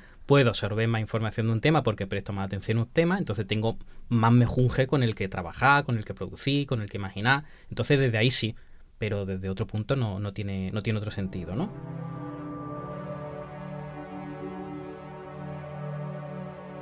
Y yo creo que ya podemos poner ejemplos. ¿Quién quiere comenzar? Pues mira, voy a empezar yo porque me estaba mordiendo la lengua desde que lo he dicho antes, y yo recuerdo una paciente que una vez me dijo, hablando de su sufrimiento, que ella sentía las venas. Yo me acuerdo de este ejemplo, me lo pusiste, porque era súper visual, súper interoceptivo dentro de... También, ¿no? El cómo montamos esa película. Y después también antes estabais hablando de los profesionales relacionados con los pacientes y Laura, tú estabas hablando de profesionales que tú formas y hablabas de la escucha activa y de, al fin y al cabo, ser sensible a lo que está escuchando. Pues el otro día en terapia tengo un paciente que es médico, me dijo que estaba atravesando un momento muy difícil a nivel de estrés, de burnout, estaba quemadísimo y me dijo que tenía delante una persona que claramente tenía ansiedad y bueno, esta persona lleva en terapia conmigo bastante tiempo y está esto más que trabajado. Pero bueno, ahora hemos vuelto, a posteriori reconocía que la persona lo estaba pasando realmente mal, estaba buscando una fuente de ayuda en este profesional y que como reaccionó él, decir, vale, que quieres que te mande pastillas, ¿no? Precisamente porque no estaba realmente conectando con el paciente, porque estaba más en el ordenador, en los datos, en que estoy trabajando en un sitio nuevo, en que voy media hora tarde. En ¿Cómo el que resolver? ¿Cómo resuelves rápido? Claro, Claro. de una forma lo contrario sensible. Pero claro, realmente sí es una persona sensible. Entonces cuando eso le pasó, volvió a casa y se puso en su sitio, se sintió súper mal. Entonces eso es como para empezar. Pero a mí también me gustaría escucharos a ver qué otro ejemplito habéis traído de sensibilidad. Vale, pues entonces yo estoy a tope preparada, ¿eh? Porque yo vengo además hoy muy motivada a hablar de los misofónicos del mundo. Porque tengo montones de pacientes de altas capacidades, además, en concreto, que sufren de misofonía. ¿Y eso qué es? Es una tendencia que tenemos a reaccionar de manera muy intensa ante estímulos que percibimos. En concreto, la misofonía nos referimos a estímulos auditivos. Podemos llegar al punto de desarrollar una misofobia en la que yo ya haya desarrollado algún tipo de comportamiento aversivo al sonido, pero normalmente cuando estamos en la misofonía es simplemente ese estímulo desagradable. Hay algo muy guay de lo que yo me he enterado hace poco y es que está habiendo muchos estudios sobre el tema de la misofonía. Wow. Y además son precisamente personas que también llevaban toda la vida viendo pacientes que especificaban el mismo tipo de aversión o de dificultad de adaptarse hacia determinados sonidos y manifestaban, que esto es lo que me ha parecido más curioso, el mismo tipo de reacciones. Entonces está habiendo estudios como estreo y demás, lo que además se está comprobando, cosas muy chulas, que esta reacción incluso agresiva, de enfado, de amenaza, de defensa ante una amenaza que se tiene ante el estímulo auditivo, se explica neurobiológicamente. Porque por lo visto las personas que son misofónicas, su cerebro neurodivergente, tienen un canal que conecta directamente el canal auditivo con la amígdala. Wow. Joder. Ah, lo habéis pillado aquí, que los dos sois psicólogos listos. Entonces imaginaros el bombazo que es eso para nuestra audiencia, nuestro canal auditivo, que es lo que está transmitiendo el sonido en nuestro cerebro, debería de estar conectado también, si no primeramente, a nuestro lóbulo prefrontal, sobre todo en la evolución, ¿no? En nuestro desarrollo. De manera que yo escuche ese sonido y yo, como hemos explicado otras veces, pues si es un rugir de un león y esa es la situación en la que estoy, pues entonces yo evalúe la respuesta que tengo que dar. El tema es que en estos cerebros va directamente a amígdala, entonces lo que yo tengo directamente es una defensa emocional. Mi cerebro está percibiendo esos sonidos como una amenaza y reacciono como una amenaza. Entonces, si de repente estoy paseando por la calle y aparece una ambulancia a 1000 de sonido, yo experimento una reacción de ataque. Hay que ver, la ambulancia, ¿por qué tal? O incluso me asusto y tengo comportamiento, que lo vemos en muchas personas además sensibles, tengo pacientes que se quedan sobrecogidos, que esto es una cosa también intensa. No veo. Porque claro, esa amígdala está relacionando como debe reaccionar, pero está siendo súper poco adaptativo porque vives en una ciudad, porque van a pasar ambulancias y la ambulancia no te va a comunicar a ti primero, oye, voy a pasar por tu calle, gestiónate, ¿no? Antes de pitar hace... ¿no? Exacto, ¿no? Oye, Esto es oye. para Sara que se estresa. Entonces estamos expuestos a millones, ¿no?, de sonidos. Y ya no estamos hablando en la misofonía de una ambulancia, que todos entendemos que es un sonido pues, loco, ¿no? Very crazy, por diferentes motivos, todo muy entendible. Estamos hablando de sonidos, por ejemplo, los vecinos que hablan, que cierran la puerta, que cierran las puertas de sus muebles, puertas de garaje que chirrían y yo duermo justo arriba, ¿no? Y cada vez que entra un coche en el garaje, en la cochera, da igual la hora que sea, pues yo escucho todo eso. Sonidos que al final acaban condicionando mi vida porque esos sonidos a determinadas horas, por ejemplo, me impiden dormir o me impiden concentrarme si tengo que estudiar o si tengo que trabajar. Hay tanta aversión y mi reacción es tan descontrolada que acaban desarrollando unos comportamientos totalmente aversivos y también malhumorados, porque además, y este es mi punto aquí, ¿no?, de defensa de los misofónicos del mundo, se ve de toda la vida como una tiquismiquez, como es que eres muy especialito, o es que estos ruidos te molestan y es que, qué manía tienen, ¿no? Es que vaya piel tan finita tiene. Vaya piel, vaya oídito tan finito tienen, ¿no? La frase tonta. Y les pasa además muchas veces que perciben sonidos que otras personas no perciben y entonces ya añadimos la etiqueta de un poco cucu, ¿no? Un poco loquillo, ¿no? De decir, estáis escuchando, es que es insoportable, es que no... Y tú estás aquí diciendo, cri, cri, cri, cri. ¿De qué está hablando? ¿no? Exacto, Yo no estoy escuchando y además nada. estás viendo la reacción tan desmesurada emocional de decir, o está muy loca esta persona o no se lo está inventando, porque yo veo que hay coherencia, ¿no?, en lo que expresa y en cómo reacciona. Entonces es una cosa muy difícil de gestionar. Yo quizás sí he tenido contacto con personas, no que tengan ese tipo de sensibilidad en cuanto al sonido, pero sí a reacciones parecidas en cuanto a momentos que les ha causado algo inesperado, como una sorpresa. No tanto sonidos, sino como presencia. Sí. Como cuando hay personas que te encuentras se cruzan en un pasillo y de repente pegan unos gritos como si hubieran visto un fantasma. O yo tengo el recuerdo de una situación en casa con mi hermana de estar acercándome para coger algo que tenía encima de la cama y ya levantarse como si fuera un espectro gritándome a la cara, yo pensando, ¿qué le pasa? Claro. Tengo algo, estoy sangrando, ¿no? Y era simplemente que se había descolocado o era esa percepción de qué pasa aquí cuando no tenía ese control de... Sí, le había llegado un estímulo visual de repente y eso le había sobrepasado. Claro, No pensaba sí. que eras tú. Es decir, lleva toda la vida vinculada a tu Pero a imagen. esas personas, tanto en concreto a mi hermana como a la persona que estoy pensando de encontrarme por los pasillos, le pasa recurrentemente. Es como que ese momento de esa sensación, esa percepción de repente, la procesan así y les causa pues un sobresalto increíble de pegarse un susto real y de estar ahí. Ahí sí hay generalidad, ¿no? Antes hablamos del trauma y la sensibilidad y aquí se ve más rasgo, ¿no? Es como que este tipo de circunstancias realmente me sobreestimulan, ¿no? Sí. Claro, y con esto además de la misofonía no estamos hablando de sonidos que son, igual que hemos hablado, ¿no?, de la sensibilidad en general, especialmente aversivos para casi todo el mundo, ¿no? Como estos típicos sonidos de la tiza en la pizarra, no estamos hablando de eso que hasta cierto nivel auditivo nos puede llegar a molestar a todos en más tiempo, en mayor exposición, ¿no?, y demás. Estamos hablando de cosas muy concretas. Más ejemplos que me pasan mucho con este tipo de pacientes. El masticar con la boca abierta. Es una cosa tremendamente aversiva para ellos, pero no a nivel de que van a vomitar, sino de que el sonido es que me impide a mí continuar con mi vida. Además, me enfada que tú estés comiendo así y me enfada que tú no sepas ya, que es un rasgo de los que me ha sorprendido el tema de las personas que están estudiando la misofonía, es que además esperan que los demás tengan esa consideración. Porque como tú vives en el mundo en el que tú tienes consideración con todo eso, además te indigna y te enfada mucho, lo gestionas con mucha reactividad que los demás no. Y insisto, cada vez que tú comunicas este tipo de cosas es que es una manía o tú eres un tiquismiqui y pues tu hermano come con la boca abierta y es como come y punto, ¿no? Esto es lo que hay. Y esto es lo que hay. Que mi punto no es, oye, pues genial y entonces vamos a hacer algo. Mi punto es vamos a escuchar, vamos a intentar comprender y vamos a intentar conectar un poquito con que a lo mejor eso sí que, si reincide y te lo dice y tú ves que le afecta, vamos a darle también un poquito de valor. Porque de verdad que lo pasan fatal y muchos de ellos además no acaban contándolas y cuando me las cuentan siempre empiezan con él. Te vas a reír. Vas a pensar que estoy loquísimo, me vas a mandar a un psiquiatra en vez de seguir trabajando contigo, o vas a ver que lo que me pasa no son las altas capacidades, sino que es que mi cabeza está fatal.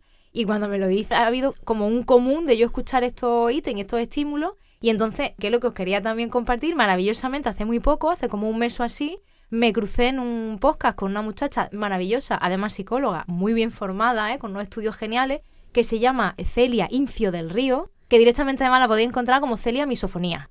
Porque es prácticamente a lo que se dedica. Ya entiendo aquí ¿El qué? Digo, que está hablando con mucha pasión de la misofonía y digo, esto tiene que venir de algún sitio. Sí, porque además Claro. la muchacha me ha llegado cantidad, ¿no? Ya te veo. Ha sido súper formal, súper como nosotros aquí a la hora de describir, oye, esto no es mi percepción, hay estos estudios en esta universidad de Massachusetts, se está haciendo esto en Chicago, se está haciendo esto aquí en Barcelona, y ella trabaja además con esta clínica que estudia mucho, que está sacando muchos resultados sobre esto allí en Barcelona, y su trabajo ahora está dedicado a la visibilidad de la misofonía. Pero ella ha empezado trabajando pacientes de clínica general, como todos un poco, hasta que vas observando cosillas y vas estudiando y ya vas viendo esto un poco Qué cómo va. específico. ¿Has visto que es Superinteresante, específico? Sí. Es especificísimo, ¿eh? Pues fueron 2 horas de podcast del colega hablando con ella sobre la misofonía, ejemplos de sus pacientes, formas de tratamiento que puede tener, cómo lo podemos gestionar. Y ella además hablaba todo el rato de, por favor, que no sigamos pensando que son unos maniáticos, porque además están hundidos en la miseria de no poder compartir esas cosas y de que no nos lo tomemos en serio. Entonces me ha parecido exacto algo tan específico, sobre el que encima están haciendo estudios y se sepa que hay neurobiología Está detrás. Está fascinada con De esto. todo esto, o sea, yo el punto, canal a la amígdala es como, ¿qué está pasando, no? Entonces, ¿cómo vamos a evitarlo si es que tu cerebro ya tiene su forma de funcionar, no? Tiene sus instrucciones. Entonces, bueno, todo muy trabajable, me parece también, ella también daba un montón de herramientas, pero dejaremos el nombre y el enlace suyo, ¿vale? En el grupito, para que la gente que quiera pues consulte un poco y se escuche el podcast, la consulte a ella. Muy bien. Sí, muy guay, muy guay. bien. Y esto era un caso que yo quería traer porque tengo muchos casos así en consulta, a los que además a todos le he mandado a la muchacha esta y todos los que llevo están un montón más contentos de decir, tiene nombre, hay más gente que le pasa y se está estudiando y oye, no estoy tan loco si voy buscando un piso que no dé a las puertas de garaje, ¿no? tiene cierto sentido. Claro. Yo traigo un colectivo que es bastante más común que las personas misofónicas Pues genial. y son las personas que han sido padres. No ¿vale? me digas. Que se desarrollan sensibilidades especiales y muy específicas. ¿Tú crees? Yo Así estoy de estudiándolo. oídas te llega, Sí, ¿no? sí. Un poco. Y el otro día hablaba con mis alumnos de escritura, estaba un tema que va sobre discapacidades. Entonces hablaba una de ellas sobre una discapacidad que va con el nacimiento, un síndrome súper ultra específico. Vale. Y hablaba del nacimiento y hablaba de los de bebés, cómo nacían, y yo no pude soportar que me hablara más del tema. Dice, pero tengo foto, y digo, no voy a ver la foto. No voy a ver la foto. Si eso me lo llegan a enseñar hace 2 años, pues quizás me dé curiosidad, también sensible, de qué preocupación, qué tal. Sí, es cierto, ¿eh? Pero a nivel de intensidad emocional y de profundidad soy incapaz, y como otros muchos padres, de enfermedades de bebé, de dolores de bebé, que también es una de las cosas por las que parece que a los padres nos viene bien hablar con otros padres. Por este mismo punto de, es que vas a pensar que estoy loco, o a lo mejor sé que no va a tener importancia para ti, pero si se lo dices a otro padre de qué color son las cacas de tu niño, cómo es el llanto, cuánto duerme, pues otro padre va a decir, claro, porque es sensible a ese tema. Claro, estás ahí.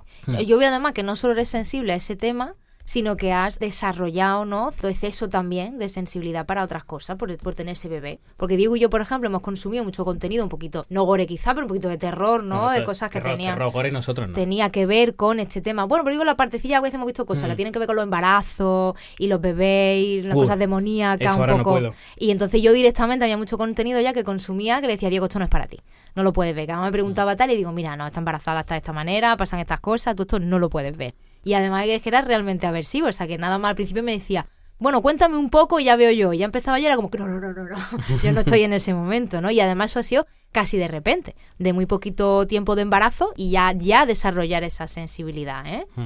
El otro día justo también viendo hablando de la sensibilidad que desarrollan los padres, estaba viendo una serie y el médico tiene un bebé y empezó a obsesionarse mucho con cada vez que tosía, cada vez que tal, muy obseso, y quería que todo el tiempo le llevara un pediatra.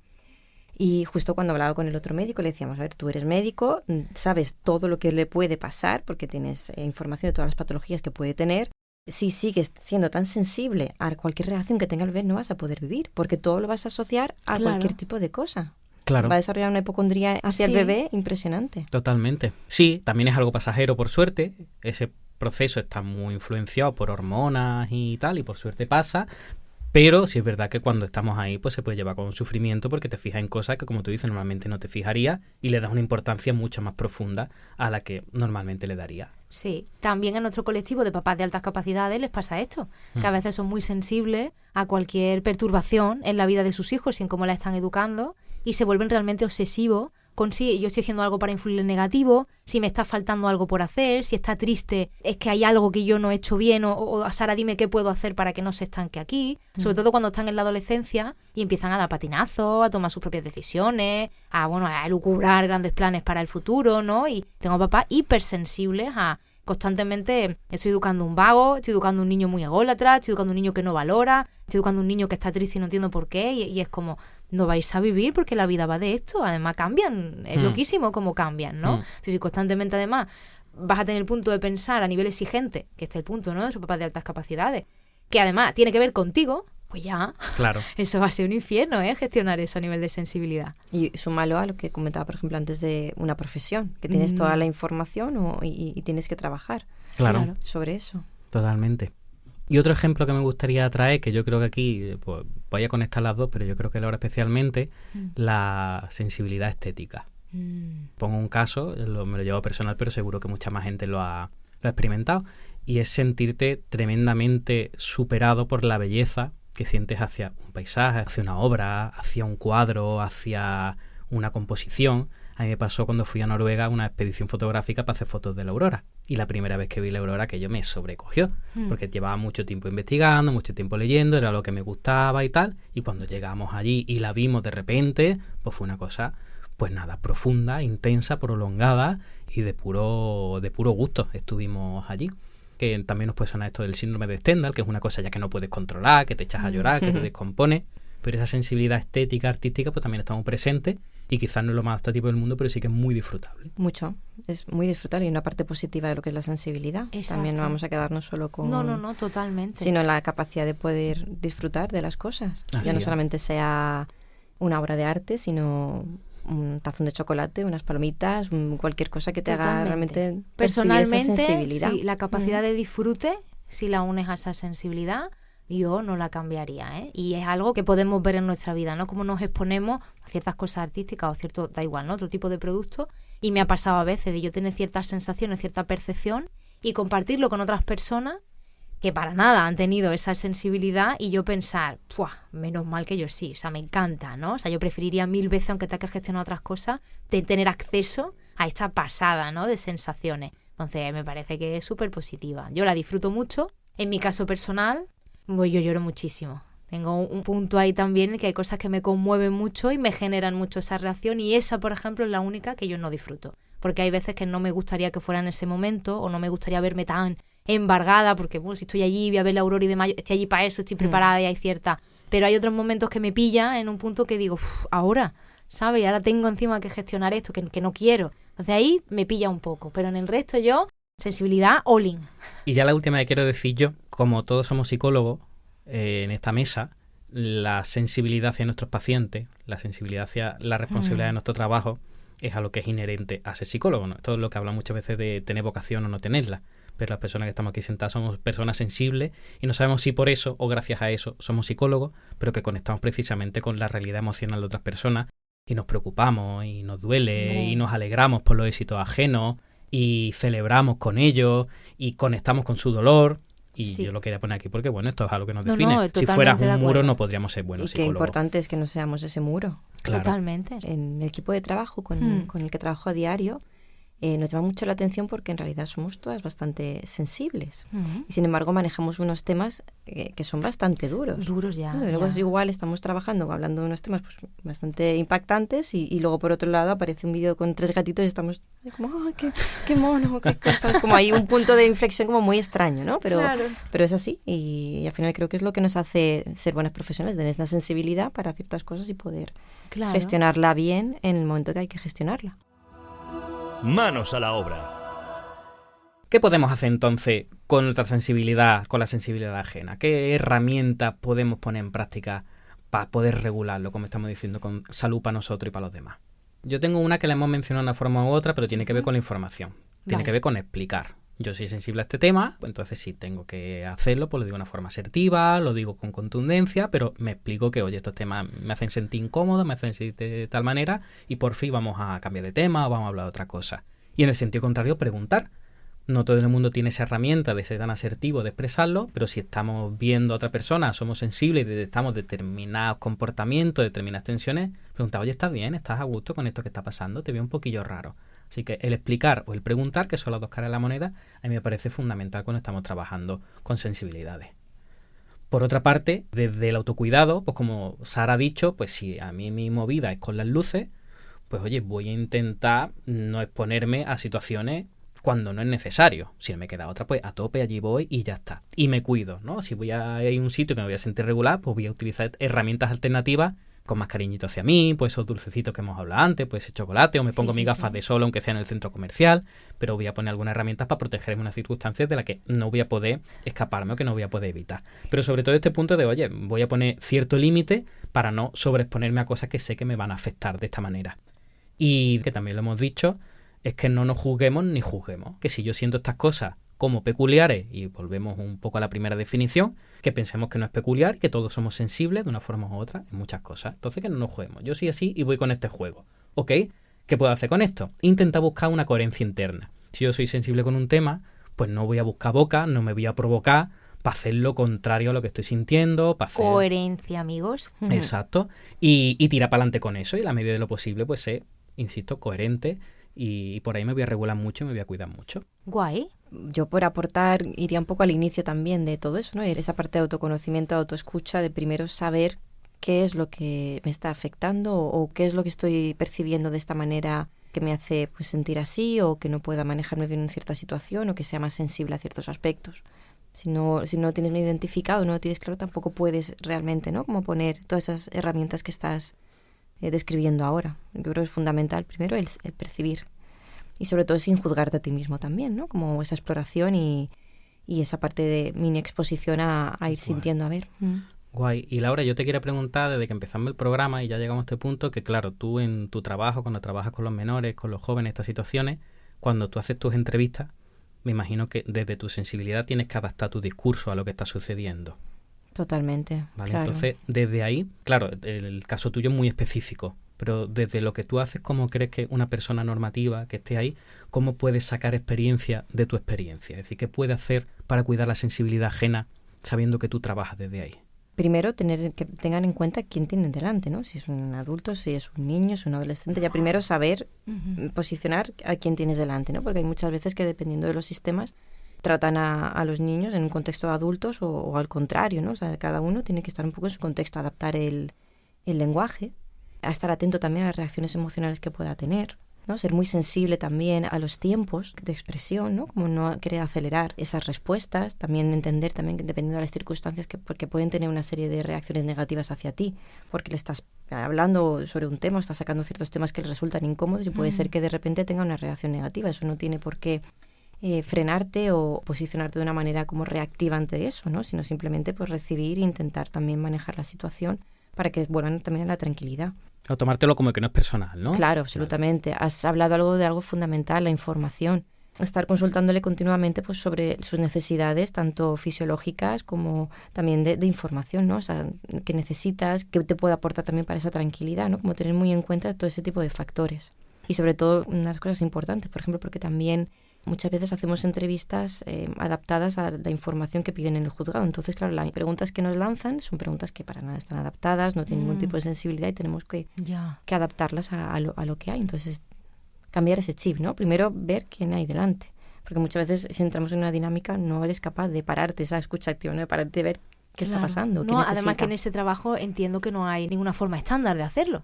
Claro, te queda el adaptarte a quien tienes delante. Bueno, hay unos protocolos. Cuando se hace una entrevista forense para todo el tema de lo que es la violencia sexual, sí hay una serie de protocolos para realizar la entrevista, pero obviamente se pueden adaptar. Pero es más como una guía, como, sí, ¿no? Como ese protocolo es como una especie de direcciones, ¿no? De cositas que hacen falta. Sí, sobre todo para obtener un relato que no esté contaminado, ¿no? Que sea un relato abierto. Entonces se van formulando las cuestiones de manera abierta hasta luego ya ir acotando un poco la información. Eso me parece muy interesante, además que me lo cuentes, porque muchas veces me pasa, y yo sí que trabajo a veces con algunos perfiles que se ven obligados a declarar en los juzgados y entonces antes necesitan pues una evaluación de este tipo y hay muchos que vienen con unas experiencias con estas personas muy negativas, que no solo han ido en contra de lo que podrían haber compartido en el proceso con respecto a lo que realmente les está pasando o ellos están viendo, percibiendo o sufriendo, sino que además también ya vienen muy condicionados, incluso al luego no querer hablar conmigo, me cuesta mucho más ese proceso, o ya negados porque me lo comentan por otros lados y es como, no es por ti, sino que con nadie, ¿no? Que ha habido una muy mala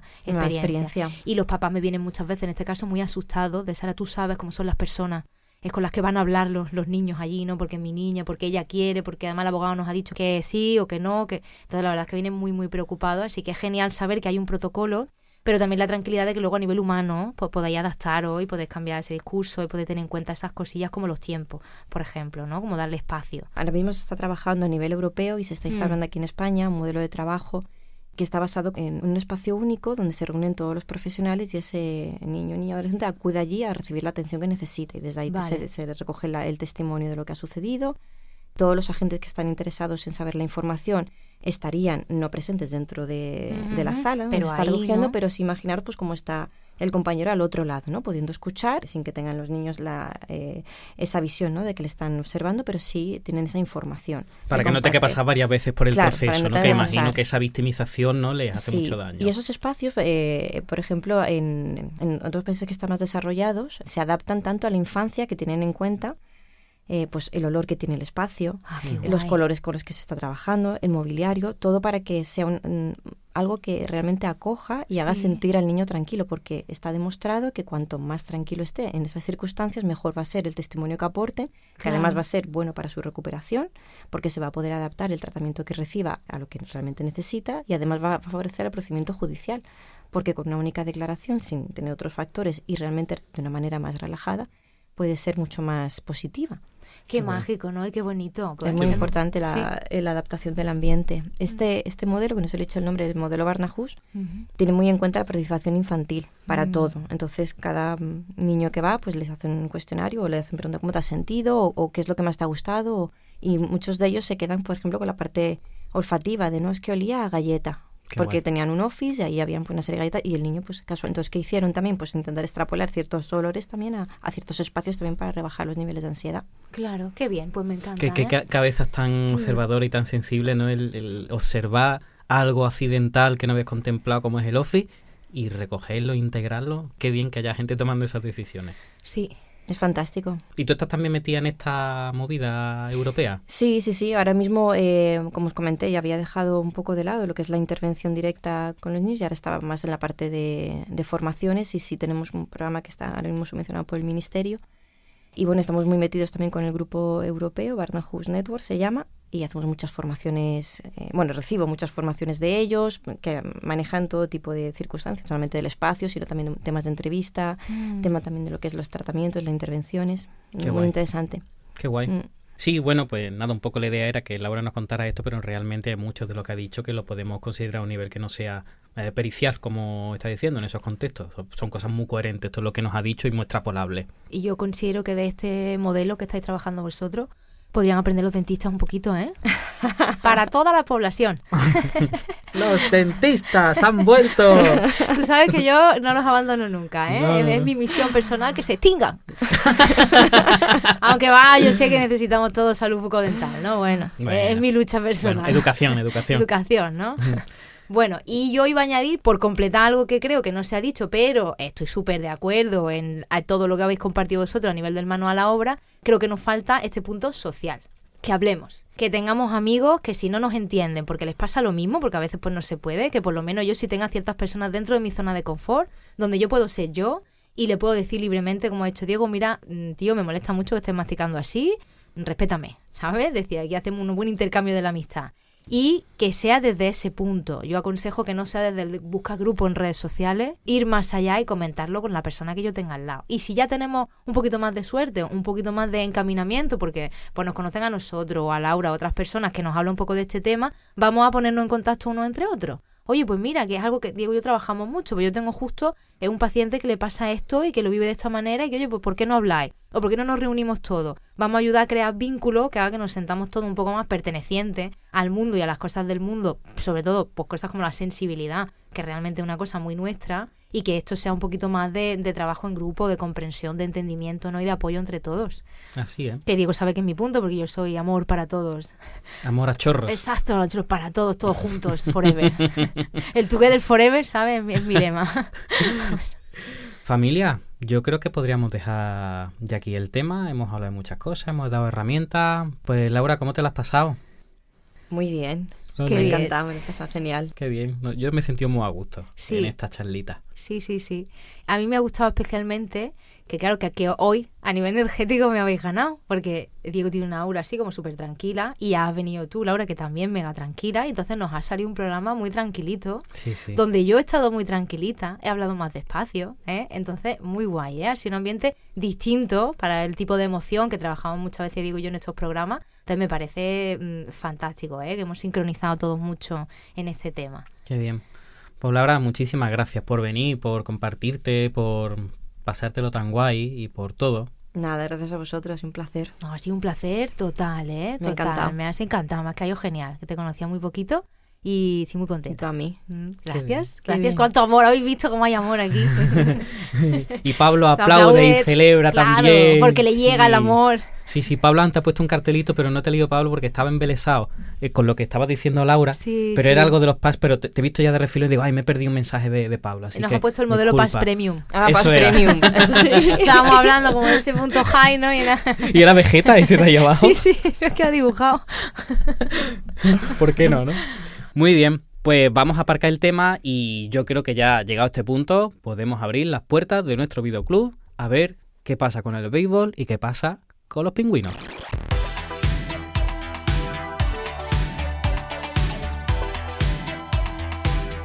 Sara, me corroe la curiosidad por esos pingüinos y ese béisbol. ¿De qué vienes hablando en el videoclub?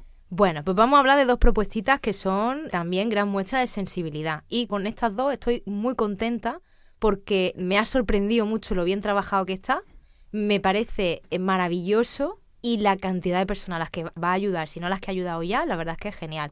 Vamos, si te parece, al bloque del Children and Family Friendly, que además es una propuesta totalmente Children and Family Friendly. Y es una nueva... Antes era Kids. Antes era Kids. Sí, me ha gustado. ¿Te ha gustado Esta- ver cómo hemos pasado al Children? Sí, porque bueno, el concepto Children me ha parecido más guay que Kids, ¿no? Porque Kids es muy peque. Tiene ese punto Muy bien. un poco preschooler. Pero no era lo que yo quería. Sí, tú lo dices. Bueno, tampoco sé si es verdad, pero la palabra me ha encajado ahora, ¿eh? Genial. Bueno. Entonces, es una serie nueva que ha sacado la plataforma de Disney en esta temática que está cogiendo tan guay de Inside Out, de otros pequeños capitulitos que hay que son sobre cómo funcionan los sueños y qué importancia tienen en al final nuestra psique, ¿no? Nuestra parte consciente también. Pues han sacado una pequeña colección de capitulitos que todavía no ha terminado de publicarse que se llaman Win or Lose. Y tiene un planteamiento estupendo. A nivel de guión me ha parecido genial porque todo gira en torno a un partido de béisbol. Y son preadolescentes lo que hay. Yo diría que tendrán pues unos 11, 12 añillos, ¿no? Entonces, en ese partido hay un montón de personajes y cada capítulo se centra en la emoción o la situación emocional que está viviendo uno de los personajes. Pero siempre hay cruces en el que tú veías lo que hacía este personaje, no sabes lo que hacía el otro, y cuando te pones lo del otro dices tú, es la misma situación y esto es lo que hacía esta otra persona, ¿no? Mientras. Está muy guay porque están todos muy conectados. Y tiene un par de personajes muy chulísimos que salen en todas las historietillas y comentan algo importante en todas las historietillas, ¿no? Son los que enganchan y conectan todo. Qué guay. Sí, está muy bien. Y trata cosas como la ansiedad, como experimentar ansiedad, como experimentar excesivas responsabilidades con las edades que tienen y como los primeros crashes amorosos, ¿no? Con 11 o 12 añitos cuando pues te gusta una compañerita, un compañerito, el primer cogerse de la mano, tocarse, ¿no? Da prioridad a los pensamientos y a las sensaciones de esas personas en tu vida y cuánto terreno cedemos también por ese amor o por ese sentimiento que tenemos. Todo está genial. Son capítulos que no pasan los 20 minutos y que además no terminan. Lo que vienen a plantearte no es una resolución de la situación, es simplemente como poner la lupa, como poner el microscopio en lo que le estaba pasando a este personaje en concreto. Te lo explico a nivel emocional y luego la vida fluye, es decir, tiene 11 o 12 años, esto no se va a solucionar ahora. Entonces es realmente como poder por un agujerito mirar lo que está pasando. Y está directamente además dedicado a este punto adolescente, ¿eh? Entonces está genial. ¿Por qué cogió en concreto el ejemplo del béisbol? Porque hay un capítulo en concreto que es el primero, que me ha resultado muy chocante, que me ha gustado mucho, en el que hay una niña, una jugadora, que empieza a comérsela la inseguridad. Ella empieza a dudar de ella misma y a pensar que es la peor del equipo, que no lo va a hacer nunca bien, que por más que se pone no aprende, que porque es tan mala. Y coincide que su padre es el coach del equipo. Entonces hay un montón de exigencia ahí metida y hay un montón de miedo a decepcionar, porque encima la hija del entrenador y es la que peor lo hace. Y está monísimo a nivel, sí, es tristísimo ese punto a nivel de conmovedor, ¿no? De que encajas con ella, conectas y dices tú, hay que ver qué situación. Y además a nivel visual, como hemos comentado antes, está genial, porque la inseguridad es una masa un poco deforme y gris que le sale en la espalda. Y que es un bichito pequeñito y conforme ella va dándole más cabida a la inseguridad, se va haciendo más grande. Anda. Y además, cuando ella intenta tener un discurso de pensamiento positivo, la inseguridad le contesta en plan, bueno, pero tú sabes que eso no es verdad. Tú quédate aquí conmigo que aquí las dos estamos bien. Y empieza ahí, cada vez eso es más grande y más grande y más grande. Y bueno, pues no os voy a contar, pero bueno, pasan cositas y vas viendo también cómo eso se puede gestionar. Y vas viendo, que es lo que más me ha gustado, qué verbalizaciones usa ella para que esa inseguridad se vaya haciendo más pequeñita. Las autoafirmaciones y demás. Entonces es una cosa fantástica. Qué guay. Eso de la ansiedad lo utilizo yo como herramienta en terapia. Le digo a la gente que dibuje el monstruo de la ansiedad. Exacto, sí, y las cosas que le dice. A veces con los adolescentes también lo he hecho porque ellos lo ubiquen, porque les cuesta un poco yo más. Yo con los adultos y con esta muy buena los adultos también, pese a todo pronóstico. Sí, pues lo tengo en cuenta, ¿no? Lo mismo lo usaré porque además tengo mucho perfil artístico, Diego sabe, y lo mismo además por ahí encajamos también cosas muy chulas.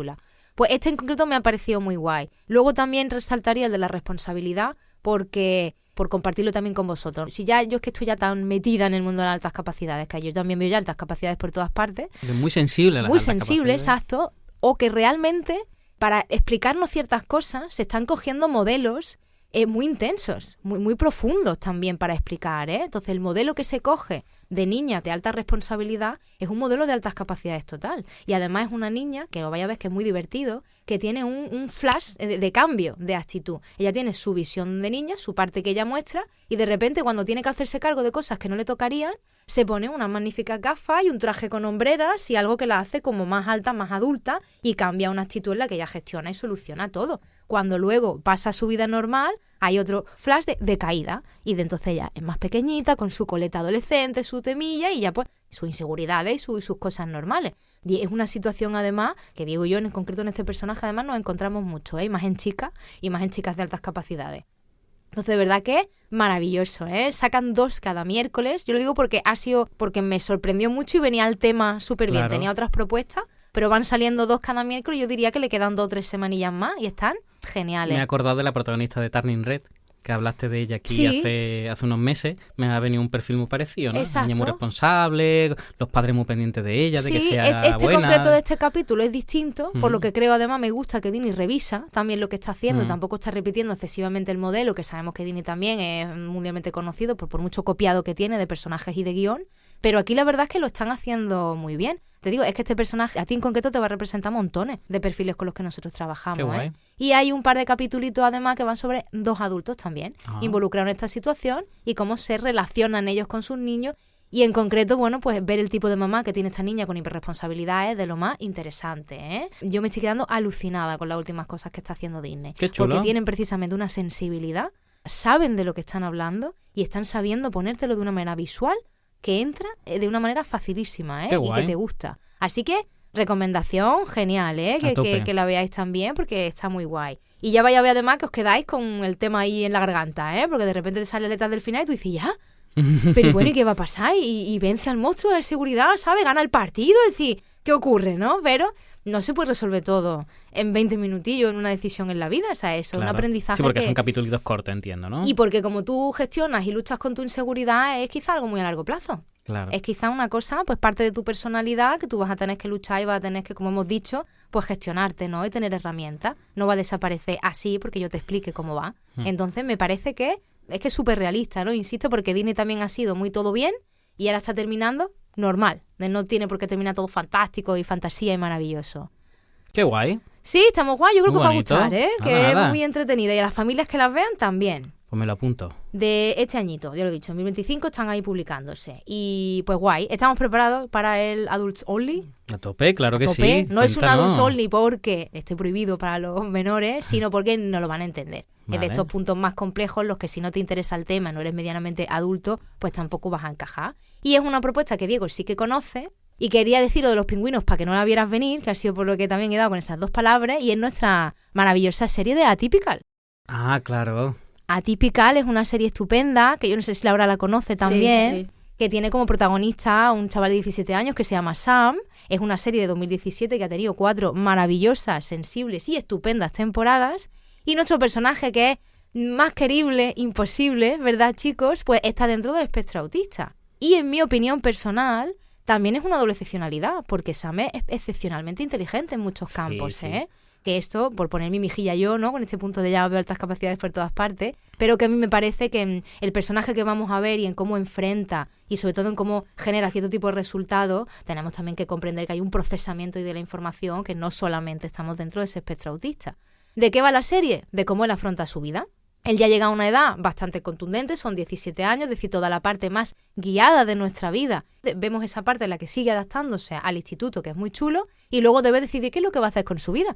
¿Va a ir a la universidad? ¿No? ¿Cómo es su dinámica familiar? ¿Cómo se relaciona con los padres? Tiene una hermana mayor que me parece un personaje también en la serie brutal, porque tanto el personaje que ella representa, como yo creo, Diego, que te acuerdas bien de también la responsabilidad y el papel en el que te deja tener un hermano que está dentro del espectro autista. Claro. Y vemos que su vida está muy condicionada y muy orientada al hermano, precisamente. Ese es el impacto que a mí más me ha gustado, porque yo he trabajado con mucho público de perfil dentro del espectro autista, pero es que también he trabajado con el público que es su familia y sobre todo con el público que son sus hermanos. Claro. Entonces, esta figura de esta niña la he tenido muchísimas veces, e incluso a Sam, ¿no? De hecho, aquí tenemos además, Diego y yo, una persona queridísima que se llama Jorge. Hombre, Jorge, que nos claro que sí. escucha, Hoy me he ¿no? acordado de él esta mañana. Que nos escucha cuando puede y cuando es capaz de prestar esta atención, ¿no? Como para escucharnos.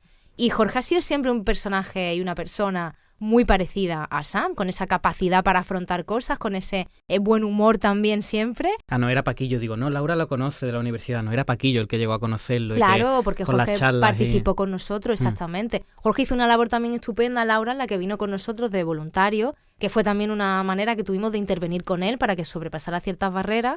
Y no me acuerdo cómo era profesorado universitario, ¿no? Estudiante de Ciencias de la Educación. Estudiante de Ciencia de la Educación, de cómo vive una situación de ir a clase una persona pues que tiene, él en concreto, dentro del espectro, pues un alto rendimiento y estamos casi ahí en temas Asperger. Entonces, pues para contar él cómo lo ha vivido, qué le ha servido más, qué menos, y hablar de su condición y de su situación, a fin de que lo normalizara, sobre todo, porque había mucho, ¿verdad? Había mucho alrededor suyo que creía muy poco en él y sus capacidades y le auguraban un futuro fatal.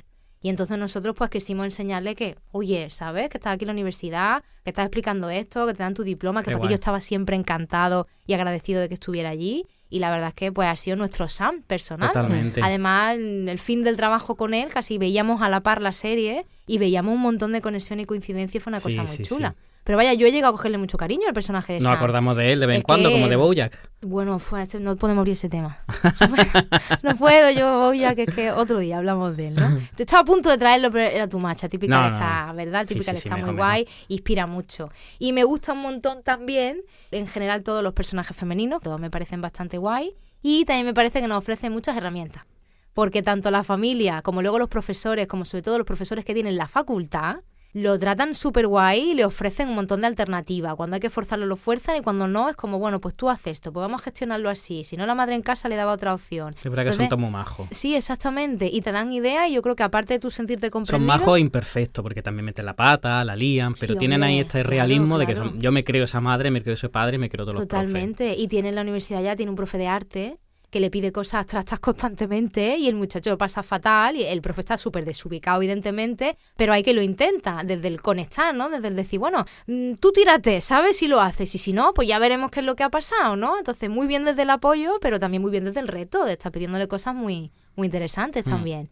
¿Por qué los pingüinos? Pues porque nuestro Sam adoraba Claro, los pingüinos. En súper concreto, fan. uno en concreto, ¿no? Hay una raza que le gustaba mucho y luego uno del acuario que visitaba, que era su objeto de estudio.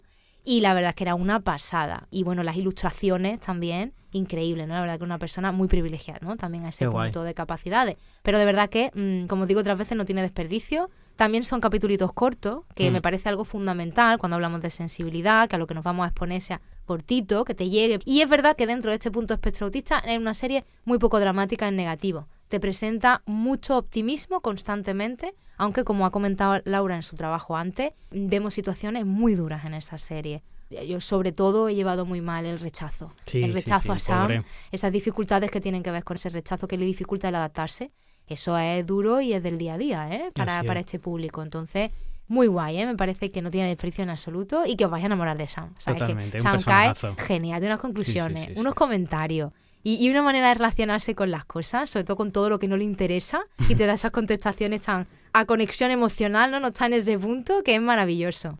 Yo mientras hablaba me he acordado de la serie que hemos visto, que es Sex Education. Bueno, sí, que además yo no recordaba si había visto la cuarta, pero me la he visto hace poco. Sobre todo las primeras, es verdad que abordaban, bueno, va de un grupo de adolescentes, que la madre de uno de ellos... Es pues, sexóloga, psicóloga exactamente. especialista en este tema. Entonces pues va como él intenta comprender por las dificultades sexuales, la realidad de que están viviendo sus compis, y se muestra, ya después se ha vuelto cada vez más cotilleo, más sensacionalista, pero la primera temporada era una radiografía muy chula de cómo entienden Sí, los sí, sí, adolescentes sí, y las exacto. rayadas y todo eso. Ese era y el me punto parece muy sensible sensible. guay, que aunque hubiera esa figura adulta, ¿verdad? En esa serie que te ponía un poquito de fondo, ¿no? De contenido, es la sexualidad entendida y explicada por un adolescente para unos adolescentes. Porque al final el prota lo que pretende hacer es montar como su propio consultorio, como la madre, pero sin cobrar ni nada allí en el centro. Así y la es. gente va y habla con él, le cuenta sus temas, lo que le está pasando. Sobre todo porque hablaban desde el desconocimiento, ¿no? Él iba como cazando moscas un poco entre lo que Sí. escuchaba de su madre y lo que iba él picando por ahí. Exacto, y lo que a él le parecía a veces coherente, Sí, ¿no? sí, sí. Sus respuestas eran mucho, habla con ellos, con ella, con él, tal, o ¿por qué no probáis algo distinto? ¿Por qué nos dais un tiempo y a lo mejor solo abrazo y roce y luego ya pasáis a otra cosa? Es decir, que la verdad es que su consejo en su mayoría era muy humano y ayudaban porque hacían que todos esos adolescentes se sintieran muy humanos también, ¿no? La mayor parte de respuestas, tío, que me estás diciendo que esto le pasa a más gente, me dejas más tranquilo. Sí, Pero en sí, eso sí. os acordáis que luego entró en juego otro papel que se hacía pasar por él. Por el sí. personal del consultorio, pero no encajaba igual, porque No. la sensibilidad que tenía este muchacho a la hora de hablar con ellos, el otro no la No, tenía, entonces claro. no encajaba, también decía como cosas mucho más incoherentes. Sí, en la cuarta temporada, de hecho, cuando llega a la universidad, hay una chica que ya tiene montado el consultorio. Ah. Y también está muy guay porque también es muy diferente y también, bueno, cómo se lo toma el prota y cómo lo van gestionando y demás, está genial. Y hay algunas de las actrices que una sensibilidad en su actuación, ¿verdad? La chica con el tema del abuso y el acoso y demás, es un papelazo importantísimo en nuestra sociedad, ¿eh? Así que está genial, me ha gustado mucho, sí. Y otra recomendación que la he mencionado también esta mañana es una serie para niños, juvenil, que es El Príncipe Dragón. ¿Sabes cuál es? Ah, sí, estupendo. The Dragon además. Prince. Guau. Que esa serie es Guau, que me ha una gustado, es de ¿eh? Qué fantasía medieval muy chula, pero sobre todo porque tiene personajes con discapacidades, tiene personajes con realidades muy diferentes, personajes homosexuales, no sé, como que toca además de una forma que no es forzada, que no es artificial, y te está colando en unas realidades con mucho tacto, con mucho mimo, y me ha gustado acordarme desde ahí de la sensibilidad. Después está muy divertida, está muy entretenida la serie. Hombre, que es muy fantasiosa y hay dragones. Claro. Es que vaya, que ahí tenemos un cómputo increíble. Pues Este es mi videoclub, más tu aportación que me parece estupenda, que nos la apuntamos, Sex Education, y que os lo dejaremos. perfecto. ¿Estamos preparados para el Divergente? Pues Niewije Gjibu Tilko Ujotsuf. No he visto setas, he visto refugiados.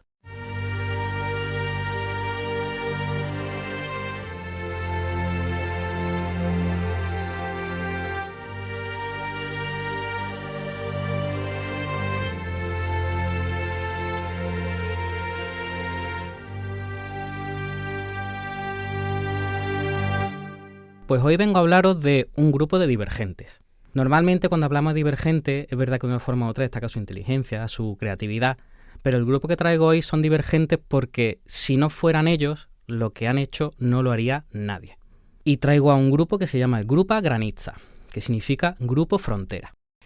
Es un grupo que se inició en la frontera polaco-bielorrusia en el año 2021. Antes de eso habían tenido cierta experiencia en la frontera con familias chechenas que cruzaban esa frontera y ya había algunas personas que las atendían. Pero fue a partir precisamente del 2021 aproximadamente, un poco por daros contexto antes de hablaros de ello, Bielorrusia empezó a utilizar la inmigración irregular como arma contra Polonia y contra la Unión Europea. Entonces se dedica, resumiendo mucho, a fletar aviones de todas las partes del mundo y mandar inmigrantes a decir, allí está la frontera con la Unión Europea, corre, y desentenderse de ello. Entonces recibe un flujo migratorio que a nivel político pues, ha sido un follón importante, pero sobre todo nos vamos ahora a la frontera y en concreto a la región de Podlaski y en más concreto todavía al bosque de Białowieża. El bosque de Białowieża es una reserva natural que yo he tenido la suerte de estar y entre otras cosas pues hay bisontes allí, ¿vale? Muy bonito. Y la cosa está que la gente de este lugar casi todos son pueblos. La ciudad más cercana está a 1 hora y media o así, y aún así una ciudad pues como Lourín, Cártama, como muy pequeña, ¿no?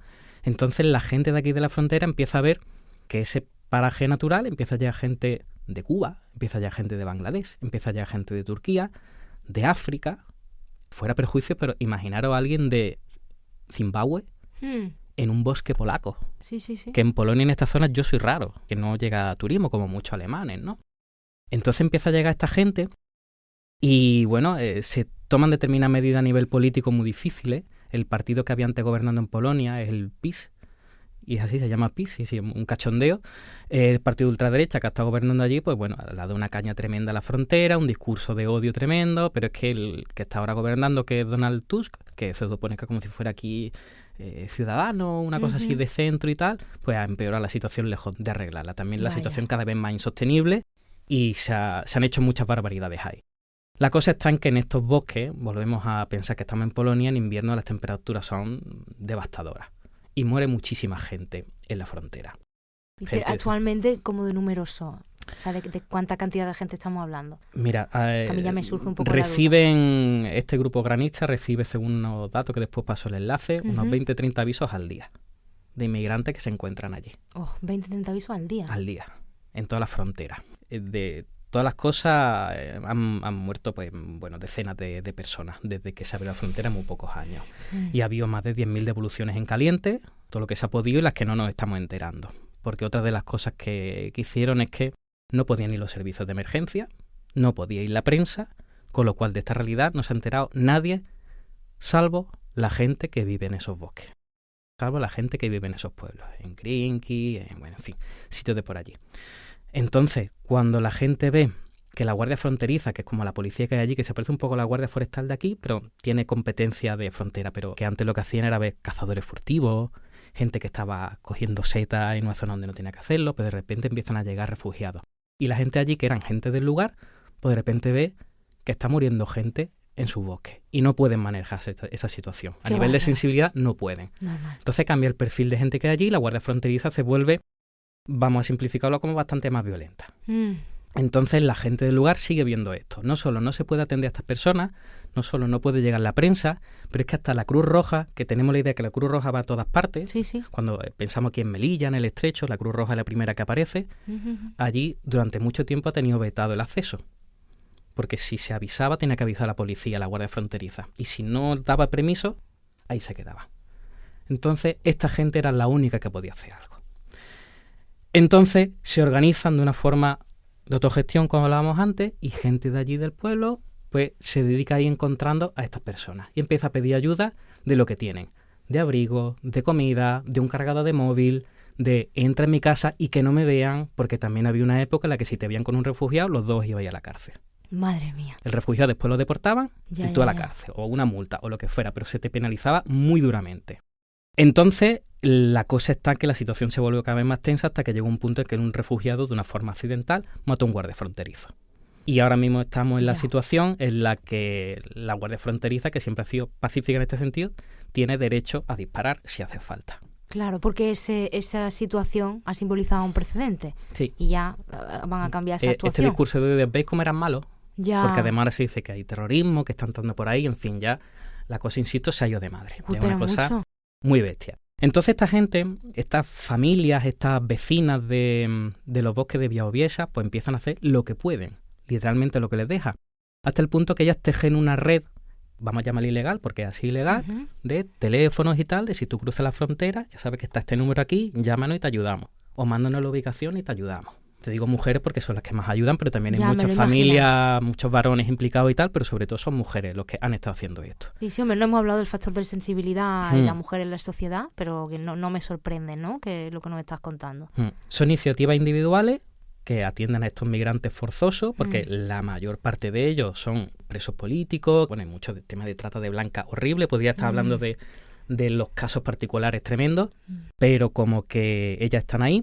Y llega un momento en el que se funda el Grupo Agranitza, que sí que es un paraguas en el que se organizan varios de estos movimientos espontáneos, ya no solo en Polonia, sino también en Finlandia y en toda la parte que es la frontera con Rusia, con Bielorrusia, que es donde más candente está este tema. Entonces, ellos se dedican a vigilar todas las violaciones de derechos humanos, que no son pocas.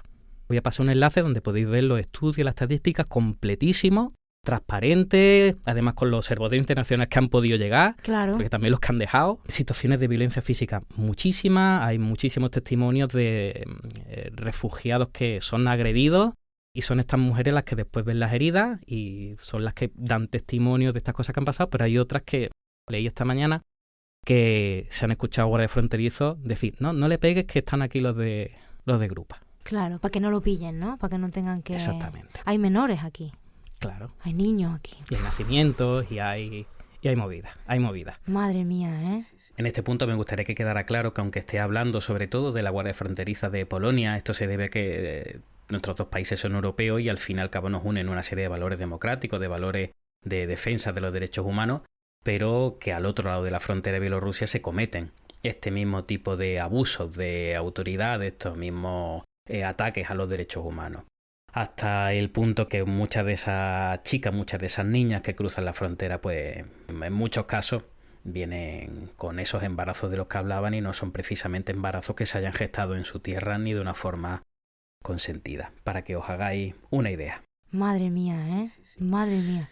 Y hay gente que está persiguiendo a los refugiados que han pedido asilo en Polonia, pese a que ninguno quiere quedarse en Polonia. Claro. La mayoría de ellos quieren viajar hasta Alemania, Francia, bueno, como siempre ha sido el centro de Europa, que también lo vivimos nosotros desde el paso del Estrecho, ¿no? Como digo, pues se ha negado el acceso a la prensa, ahora ya no, ya la prensa puede entrar, pero bueno, también está muy censurada. Os he hablado del derecho a abrir fuego de estos guardias y ahora de los últimos meses que Polonia ha conseguido negar el derecho de asilo, que es un derecho internacional. Y entonces este gobierno que iba a cambiar la situación, al final lo que ha hecho es, pues toma, 3 tazas. Ya. Cuando los refugiados llegan a la justicia, pues han recibido amenazas de lo que tienen que decir y como no conocen el idioma, el polaco es imposible, como no seas polaco o estés muy enamorado de una polaca, Ya. pues ¿qué hace ahí una persona de Zimbabue que habla francés y es que ni siquiera tienes traductores? Claro. Ya qué esto mal. otro día hablaremos, pero es que le hacen firmas cosas para que se vayan y no vuelvan. Barbaridades. De 2021 han atendido a más de 23.000 personas. Como digo, casi 100 fallecidos, insisto, que se hayan encontrado y que se hayan registrado, porque que las cifras son seguro mucho mayores. Y le dan asistencia médica para tener casos de hipotermia, de falta de higiene, de infecciones de heridas, cosas que en el siglo XIX se moría la gente, pues está pasando, porque está ahí en mitad del bosque, con humedad, sin ropa y tal, y es horrible. Le dan asistencia legal, le dan ropa, también le dan asistencia psicológica y también les ayudan a documentar las situaciones de estas violaciones de derechos humanos. Les dan también esa asistencia y le intentan traducir también con voluntarios para que puedan defenderse un poco y el tiempo que tengan en Polonia sea lo menor posible y que puedan seguir su destino. La mayor parte de ellos tienen ya redes establecidas en otros países.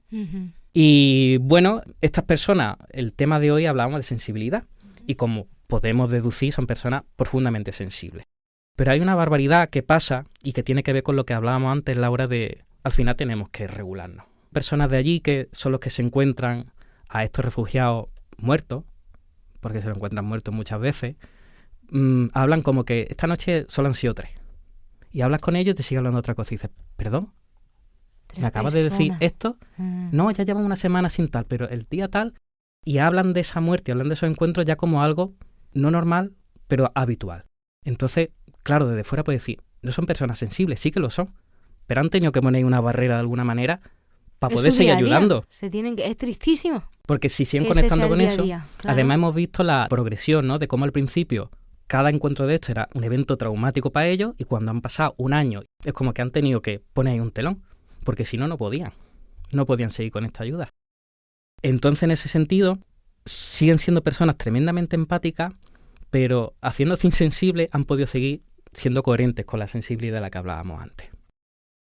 Y hemos hablado de la disociación también y muchas veces que pasa esto en ellos. Están hablando y de hecho hay un muchacho que trabaja en esta asociación y tiene un perfil de Instagram, pero no lo voy a decir porque incluso dentro de la asociación dicen que no está bien que haga eso porque la Guardia Fronteriza aprende los sitios y aprende las cosas, así que no le voy a dar publicidad. Genial, claro, ¿vale? claro, me parece. Pero un muy muchacho que hasta el punto de decir, estoy haciendo un directo y estoy hablando de lo que estoy haciendo. Y yo digo, hostia, cuidado, ¿no? Él lo ve como es una denuncia, pero es verdad que tiene más contrapuntos que beneficios. Claro, la repercusión, que se tienen que preocupar por todo, ¿eh? Tienen que estar mirando para todos los lados. Exactamente. Y voy a dejar también 2 enlaces. Uno es para precisamente ver estas estadísticas, que es de las que yo he sacado la mayor parte de esta información, y que está muy detallada, está en inglés, además súper bonito, muy accesible. Y también voy a dejar un enlace a una tienda que tienen ellos precisamente para ayudar económicamente a que toda esta ayuda que os he dicho pues se pueda hacer. Y tienen paquetes muy bonitos del tipo dona 40 sotes para ayuda psicológica, dona 80 para ayuda legal, tal y que cual, ¿no? Os lo diría, pero Sklep bez granic, pues nada, os lo dejo por escrito que va a ser mejor para todo y así sí va a llegar, ¿no? Entonces, bueno, pues quería hablar de Grupa Granica, porque como digo, es simplemente un paraguas, pero realmente lo que hay debajo son personas tremendamente divergentes en el sentido de que exactamente, y aunque muchas veces se diga que si no lo hago yo no lo hace nadie. No, es mentira. Si nosotros en nuestra realidad, en nuestros contextos no lo hacemos, seguro que aparece otra buena persona, seguro que aparece una institución, algo que te pueda ayudar. Seguro que además están haciendo muchas cosas ya que no sabemos, ¿eh? Exactamente. Esa suele ser el primer paso. Exactamente. Tenemos aquí también el filtro de que no, somos tan especiales en Occidente y tal, pero en realidad aquí somos muy privilegiados para estas cosas. Pero allí es que realmente, si no eran ellos, porque además, claro, estoy hablando de los vecinos buenos, pero no todos los vecinos están a favor de esta ayuda. Claro. Es que hay vecinos que se han denunciado entre ellos. Claro. ¿Vale? A vecinos de toda la vida porque han ayudado a inmigrantes, a sí. refugiados. Entonces, yo quería un poco ponerlo en valor de que no siempre la divergencia que traigo tiene que ver con el intelecto, tiene que ver con los avances, tiene que ver con la visión diferente, sino no han sido personas tremendamente coherentes que si no hubieran sido refugiados hubiera sido alguien que se ha perdido cogiendo setas. Y he empezado con esa frase en la parte anterior porque el verano pasado cuando fui allí, pues estábamos por aquella zona y hablamos con una señora mayor de las de toda la vida de allí. Y yo no sé polaco, pero le escuché decir esto y le pregunto, ¿qué ha dicho? Y dice, no, que estaba cogiendo setas, pero que solo ha visto refugiados. La verdad es que la frase ha sido de ponerte los pelillos de punta y decir, madre mía, me tengo que preparar a nivel de sensibilidad para lo que viene después. Así es. Entonces esto es lo que quería comentar de ellos. Es una realidad muy fea, es una realidad muy horrible dura, que la tenemos cerca en España, insisto, en el Paso del Estrecho y bueno, estamos paso de muchos refugiados, pero me gustaría que nos quedáramos con la idea de que ellos hacen algo y realmente lo que hacen es tremendamente útil. Que parten todo de buena voluntad, nadie cobra un duro de aquello, al revés, entra en continuos déficits porque el Grupo Granica es simplemente institucional, pero allí no tienen fondos. Insisto, son todos voluntarios. Claro. Entonces, pues por poner en valor todo lo que están haciendo y que, bueno, pues si alguien no nos podemos ir a la frontera, no nos podemos ir a aquellos bosques, pero si se puede ayudar de alguna manera económica, pues mira, ya es algo y ellos lo van a agradecer muchísimo. Claro que sí, os animamos a que lo hagáis. Y además, de forma muy holística, precisamente, ¿no? Se conecta con una parte con la que hemos empezado, y es que a ciertos perfiles que tengan mucha sensibilidad cognitiva, no rumiéis lo que acabas de decir, ¿no? Hay cosas que no podemos hacer, pero Diego también nos ha dicho lo que sí podemos hacer. Entonces, si ahora tenemos que irnos a dormir las personas sensibles con este tema, pues vamos a coger ya herramientas y decir, hostia, me voy a enfocar en las soluciones, ¿no? En contactar, en tener más información o en verdaderamente ver qué puedo hacer, aunque no pueda aportar dinero, pero lo comunico. Oye, Así escucharos esto y no caemos en esa rumiación, ¿no? Como hemos dicho, por sensibilidad, porque es duro el tema. Es duro, es duro. Sí, tema. sí, vaya. Bueno, no paro de moverme, me ha costado soportar. Sí. Maravilloso, amigo, gracias por hacer honor a tu manejo de la sensibilidad y poder traernos este tema y que lo hayas podido compartir, que yo creo, ¿no, Laura? Que lo ha hecho estupendamente. No le ha temblado la voz siquiera. Nada, con lo que estaba contando ha sido ¿verdad? Impresionante verte relatarlo. Sí, exacto. Con mucha pues solemnidad, pero bien, que te hemos seguido. Pues gracias. Te ha temblado la mano, por ahí estaba saliendo. Sí, por ahí tenía que salir por la algún garganta sitio. que no temblaba, pero bueno, muy bien, enhorabuena, amigo, que era un tema, muchas era un gracias. challenge. Ya somos más conscientes de lo que pasa en nuestro mundito. Pues estupendo, ¿no? Pues yo creo que estamos en un punto perfecto para cerrar Lo podemos dejar aquí ya. y despedirnos. Eso es. Y no nos despedimos sin, Laura, agradecerte de nuevo que hayas estado aquí, que te Por hayas quedado supuesto. para estas 2 secciones. Ya se está convirtiendo de costumbre, ¿no? Ya Javi se quedó, Nico se Sí, quedó sí, y Laura te has sí. quedado también. Así Hombre, por que supuesto, si También, os escucho enteros, no voy a dejar de hacerlo aquí. Claro. qué bien, pues muchas gracias. Muchas gracias también a Pablo, que decíamos también que bueno, que es un placer Of siempre course. volver. A toda Qué la mágico. gente con Formai. Verlo ahí en esa pantallita así, ¿no? Ese cuadradito. Claro. Y a todos los que formáis Historias para no leer, que siempre nos recibís con los brazos abiertos. Y ahora en especial, Pablo, pues sabemos que es un esfuerzo adicional que estés aquí. Así que muchas gracias por poner de tu parte. Y bueno, pues gracias, Sara, Claro. por hacer que esto suceda. Bueno, ¿y qué te voy a decir yo, no? Nuestro eterno amor y amistad, pues gracias a ti, porque estés aquí, porque además Laura es una persona que está aquí de invitada porque tenía esas conexiones contigo, o sea que yo estoy agradecida por los dos. Muy bien. Pues nada, hasta la próxima, Sara. Pues hasta la próxima, Diego. Hasta la próxima, Divergente. Y hasta la próxima, allegados.